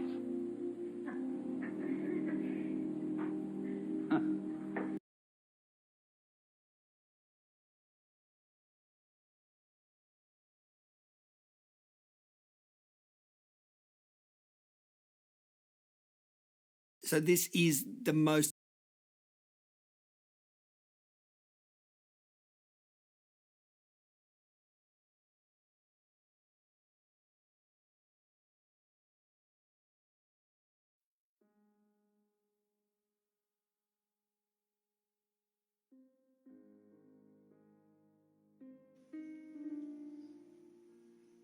Yeah, it's important to understand this about money.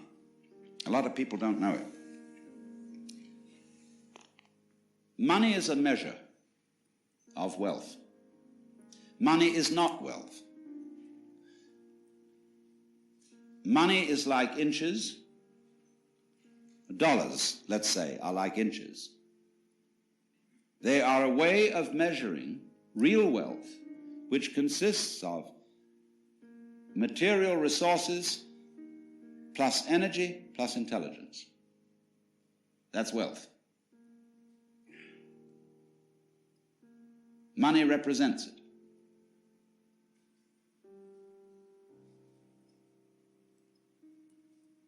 And so, therefore, we don't realize that as our wealth increases as a result of an expanded technology, we have to provide enough money to circulate it. In other words, we have to pay people for the work done on their behalf by machinery, because otherwise the manufacturer won't be able to move the goods off the shelf. Now that seems an outrageous idea, frankly in disaccord with the Protestant ethic. You mean give people money? Where's the money going to come from? Well, money never did come from anywhere. It's like asking, where do inches come from?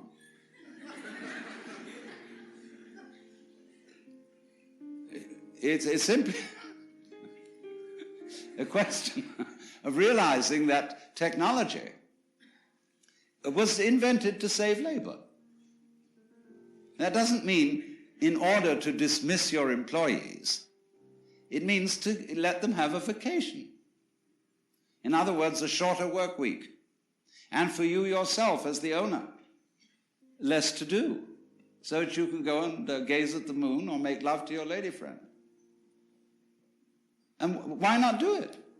Well, everybody feels guilty about it. They think, having archaic minds, when we didn't have this technology, that they got to go on behaving the same way as when machines didn't exist. But now we have them. But we won't use them, except in silly ways. Like, for example, rushing around everywhere in automobiles, polluting the air. You know, you don't really have to commute in most businesses if you have a telephone. Ever thought about that? You don't need an office. You don't need to go rushing around, exhausting yourself and getting absolutely furious in the traffic jams on the freeway. You know, we're all getting furious about things we can do nothing about. You know, we read the newspapers and look at TV and see the disasters occurring all over the world and feel upset and mad, and there's nothing we can do. Why waste your time? Pick up the telephone. It saves you the cost of a secretary, the fag of mailing stuff, sticking stamps on it, going down to the post office. And if you count up all the hours, you'll realize that the electronic method of communication, that is the technology, is much less expensive than the ordinary way one goes about things. It's like an automobile is a mechanical imitation of a horse and carriage. It's completely irrational. Now, I was referring to the fact that everybody needs money.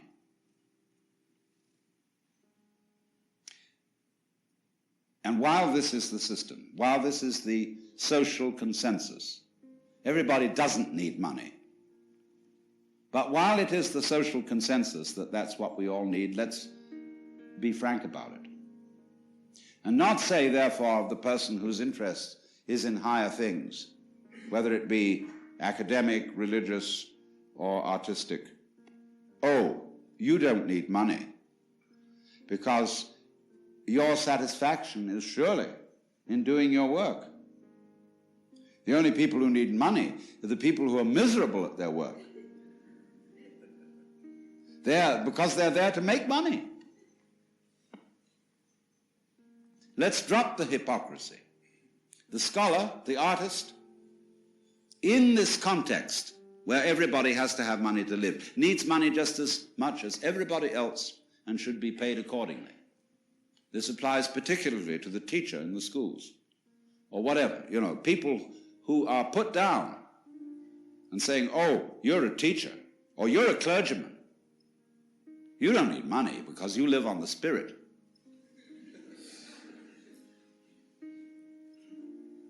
That's rubbish.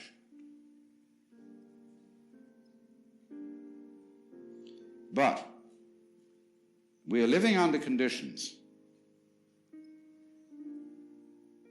where money, as I have tried to explain, is not understood,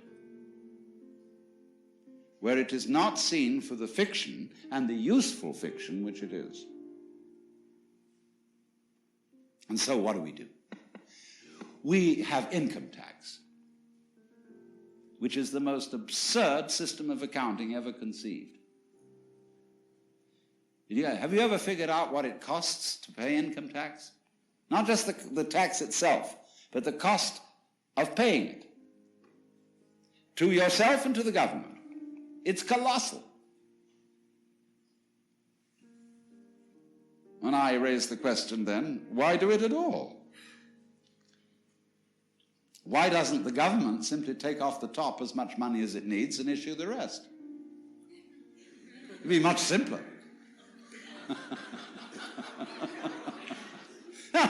All the silly business that torments everybody would be cancelled. And the Department of Internal Revenue and all its officers, they needn't be frightened of losing their jobs, because they could simply be the officials who work it the other direction.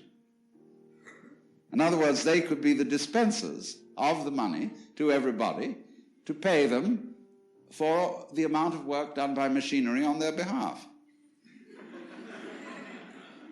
I mean, doesn't that make sense? What we've got against this is not, as it were, an intellectual or mathematical block, but a psychological block. And don't see that that is the inner meaning of technology.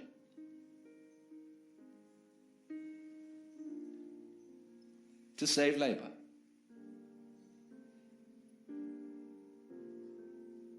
And there, of course, we get into great metaphysical depths.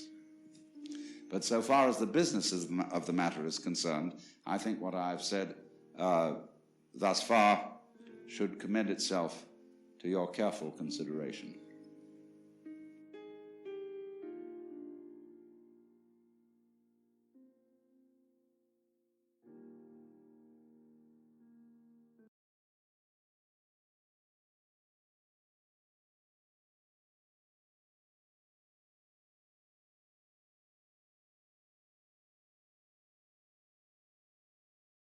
The stream.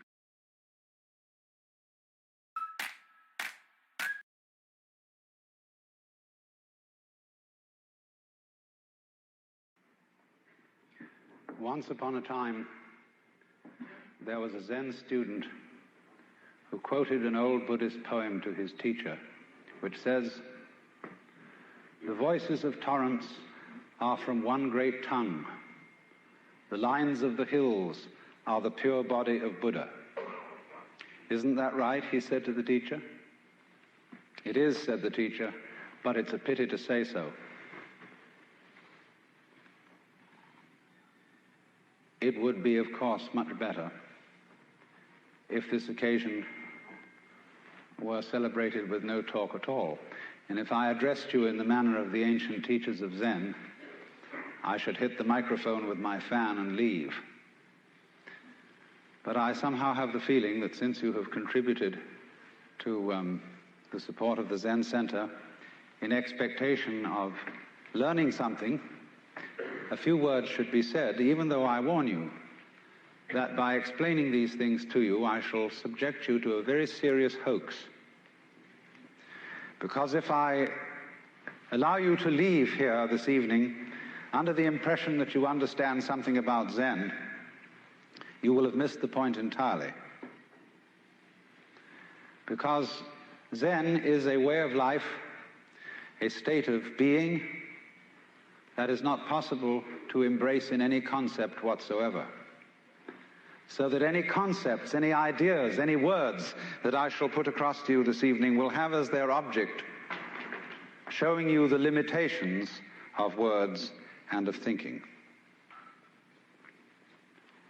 Now then, if one must try to say something about what Zen is, and I want to do this by way of introduction,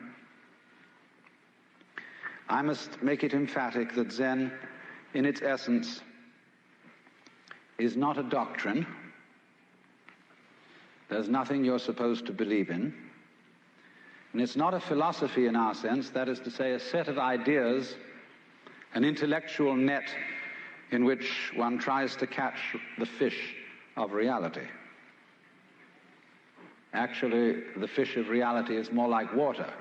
It always slips through the net, and in water, you know, when you get into it, there's nothing to hang on to. All this universe is like water. It is fluid, it is transient, it is changing.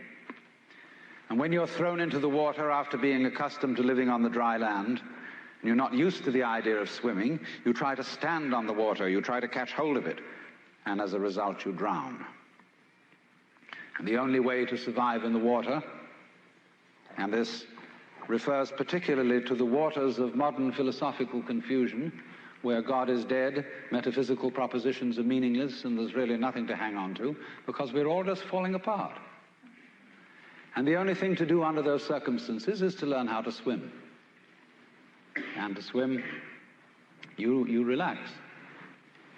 You let go. You give yourself to the water, and you have to know how to breathe in the right way. And then you find that the water holds you up. Indeed, in a certain way, you become the water. And so in the same way, one might say, if one attempted to, again I say misleadingly, to put Zen into any sort of concept, it simply comes down to this: that in this universe there is one great energy, and we have no name for it. People have tried various names for it, like God, like Brahman, like Tao. But in the West, the word God has got so many funny associations attached to it that most of us are bored with it. When people say God the Father Almighty, most people feel funny inside. And so we like to hear new words. We like to hear about Tao, about Brahman, about Shinyo and Tathata, and such strange names from the Far East, because they don't carry the same associations of mawkish sanctimony and funny meanings from the past. And actually, some of these words that the Buddhists use for the basic energy of the world really don't mean anything at all. The word tathata, which is translated from the Sanskrit into suchness or thusness or something like that, really means something more like da-da-da, based on the word tat, which in Sanskrit means that. And so in Sanskrit it is said, tattvam asi, that thou art, or in modern American, you're it. But da, that's the first sound a baby makes when it comes into the world, because the baby looks around and says, da, da, da, da, da, that. And fathers flatter themselves and think it's saying da-da, which means daddy. But according to Buddhist philosophy, all this universe is one tathata. That means 10,000 functions or 10,000 things, one suchness. And we're all one suchness. And that means that suchness comes and goes like everything else, because this whole world is an on and off system. As the Chinese say, it's the yang and the yin. And therefore it consists of now you see it, now you don't, here you are, here you aren't, here you aren't. Because that's the very nature of energy, to be like waves, and waves have crests and troughs. Only we, being under a certain kind of sleepiness or illusion, imagine that the trough is going to overcome the wave or the crest. The yin, the dark principle, is going to overcome the yang, or the light principle, and that off is finally going to triumph over on. And we, shall I say, bug ourselves by indulging in that illusion. Gee, supposing darkness did win out, wouldn't that be terrible? And so we're constantly trembling and thinking that it may, because after all, isn't it odd that anything exists? It's most peculiar. It requires effort. It requires energy. And it would be so much easier for there to have been nothing at all. Therefore we think, well, since the is side of things is so much effort, you always give up after a while and you sink back into death. But death is just the other face of energy. And it's the rest, the not being anything around, that produces something around, just in the same way that you can't have solid without space, or space without solid. When you wake up to this and realize that the more it changes, the more it's the same thing, as the French say, that you are really a playing of this one energy, and there is nothing else but that it is you, but that for you to be always you would be an insufferable bore. And therefore it is arranged that you stop being you after a while and then come back as someone else altogether. And so when you find that out, you become full of energy and delight. As Blake said, energy is eternal delight. And you suddenly see through the whole sham of things. You realize you're that. We won't put a name on it. You're that. And you can't be anything else. So you are relieved of fundamental terror. That doesn't mean that you're always going to be a great hero, that you won't jump when you hear it bang, that you won't worry occasionally, that you won't lose your temper. It means, though, that fundamentally, deep, deep down within you, you will be able to be human, not a stone Buddha. You know, in Zen, there is a difference made between a living Buddha and a stone Buddha. If you go up to a stone Buddha and you hit him hard on the head, nothing happens. You break your fist or your stick. But if you hit a living Buddha, he may say, ouch. And he may feel pain. Because if he didn't feel something, he wouldn't be a human being. Buddhas are human. They are not devas. They are not gods. They are enlightened men and women. But the point is that they are not afraid to be human. They are not afraid to let themselves participate in the pains, difficulties, and struggles that naturally go with human existence. The only difference is, and it's almost an undetectable difference, it takes one to know one. As a Zen poem says, when two Zen masters meet each other on the street, they need no introduction. When thieves meet, they recognize one another instantly. So, a person who's a real cool Zen understander does not go around saying, oh, I understand Zen. I have Satori. I have this attainment, I have that attainment, I have the other attainment. Because if he said that, he wouldn't understand the first thing about it. So it is then that, if I may put it metaphorically, Zhuangzi said, the perfect man employs his mind as a mirror. It grasps nothing, it refuses nothing. It receives but does not keep. And another poem says of wild geese flying over a lake. The wild geese do not intend to cast their reflection, and the water has no mind to retain their image.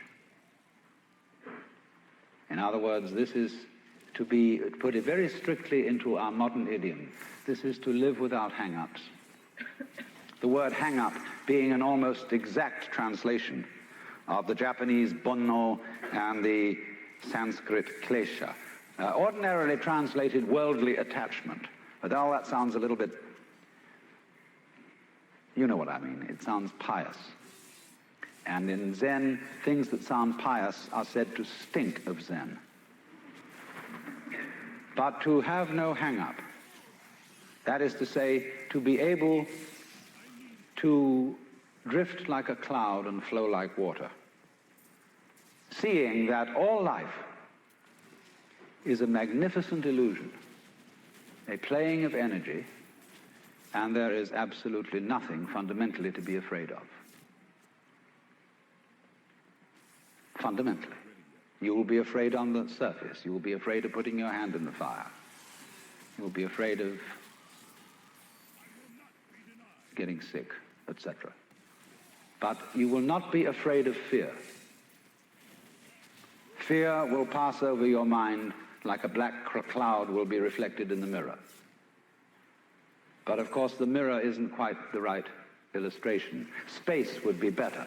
Like a black cloud or flows through space without leaving any track. Like the stars don't leave trails behind them.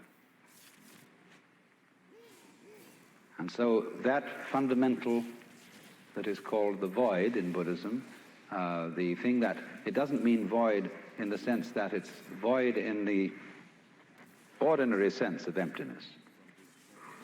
It means void in that it is the most real thing there is but nobody can conceive it. It's rather the same situation that you get between the speaker in a radio and all the various sounds which it produces. On the speaker you hear human voices, you hear every kind of musical instrument, honkings of horns, the sound of traffic, the explosion of guns. And yet all that tremendous variety of sounds are the vibrations of one diaphragm. But it never says so. The announcer doesn't come on first thing in the morning and say, ladies and gentlemen, all the sounds that you will hear subsequently during the day will be the vibrations of this diaphragm. But don't take them for real. And the radio never mentions its own construction, you see? And in exactly the same way, you are never able really to examine, to make an object of your own mind, just as you can't look directly into your own eyes or bite your own teeth. Because you are that. And if you try to find it and make it something to possess, why, that's a great lack of confidence. That shows you don't really know you're it. And if you're it, you don't need to make anything of it. There's nothing to look for. But the test is, are you still looking? Do you know that? I mean, not as kind of knowledge that you possess, not something you've learned in school like you've got a degree, and you know, I've mastered the contents of these books and remembered it. In this knowledge, there's nothing to be remembered. Nothing to be formulated. You know it best when you say, well, I don't know it. Because that means I'm not holding on to it. I'm not trying to cling to it in the form of a concept, because there's absolutely no necessity to do so. That would be, in Zen language, putting legs on a snake or a beard on a eunuch. Or as we would say, gilding the lily. Now you say, well, that sounds pretty easy. You mean to say all we have to do is just relax? We don't go around chasing anything anymore? We abandon religion, we abandon meditations, we abandon this, that, and the other, and just live it up anyhow. Just go on. You know, like a father says to a child who keeps asking, why? Why did God make the universe? Who made God? Why are the trees green? And so on and so forth. The father says finally, oh, shut up and eat your bun. It isn't quite like that. Because you see, the thing is this. All those people who try to realize Zen by doing nothing about it are still trying desperately to find it and are on the wrong track. There is another Zen poem which says, you cannot attain it by not thinking. By thinking, it says. You cannot attain it by thinking. You cannot grasp it by not thinking. Or you could say, you cannot catch hold of the meaning of Zen by doing something about it, but equally, you cannot see into its meaning by doing nothing about it. Because both are, in their different ways, attempts to move from where you are, now, here, to somewhere else. And the point is that we come to an understanding of this, what I call suchness, only through being completely here. And no means are necessary to be completely here. Either active means on the one hand, nor passive means on the other. Because in both ways, you are trying to move away from the immediate now. But you see, it's difficult to understand language like that.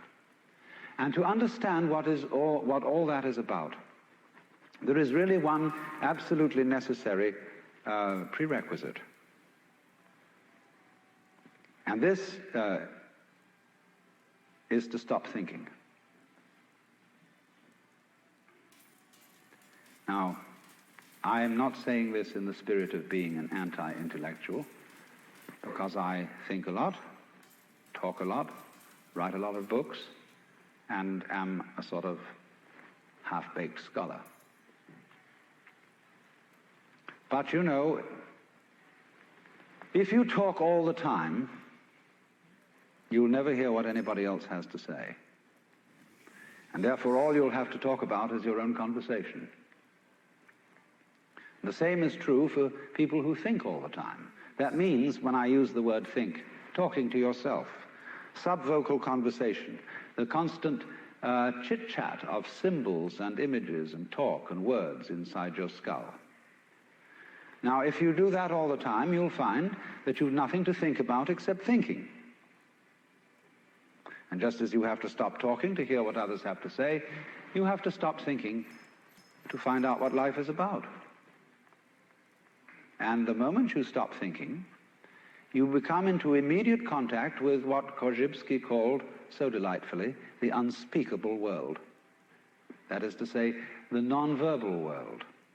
Some people would call it the physical world. But these words, physical, non-verbal, material, are all conceptual, and is not a concept. It's not a noise either. Get that?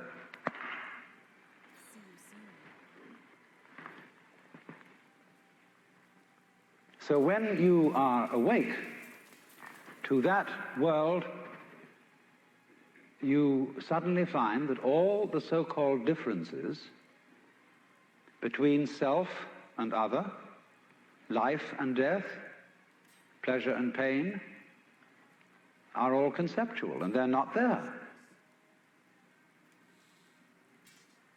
They don't exist at all in that world which is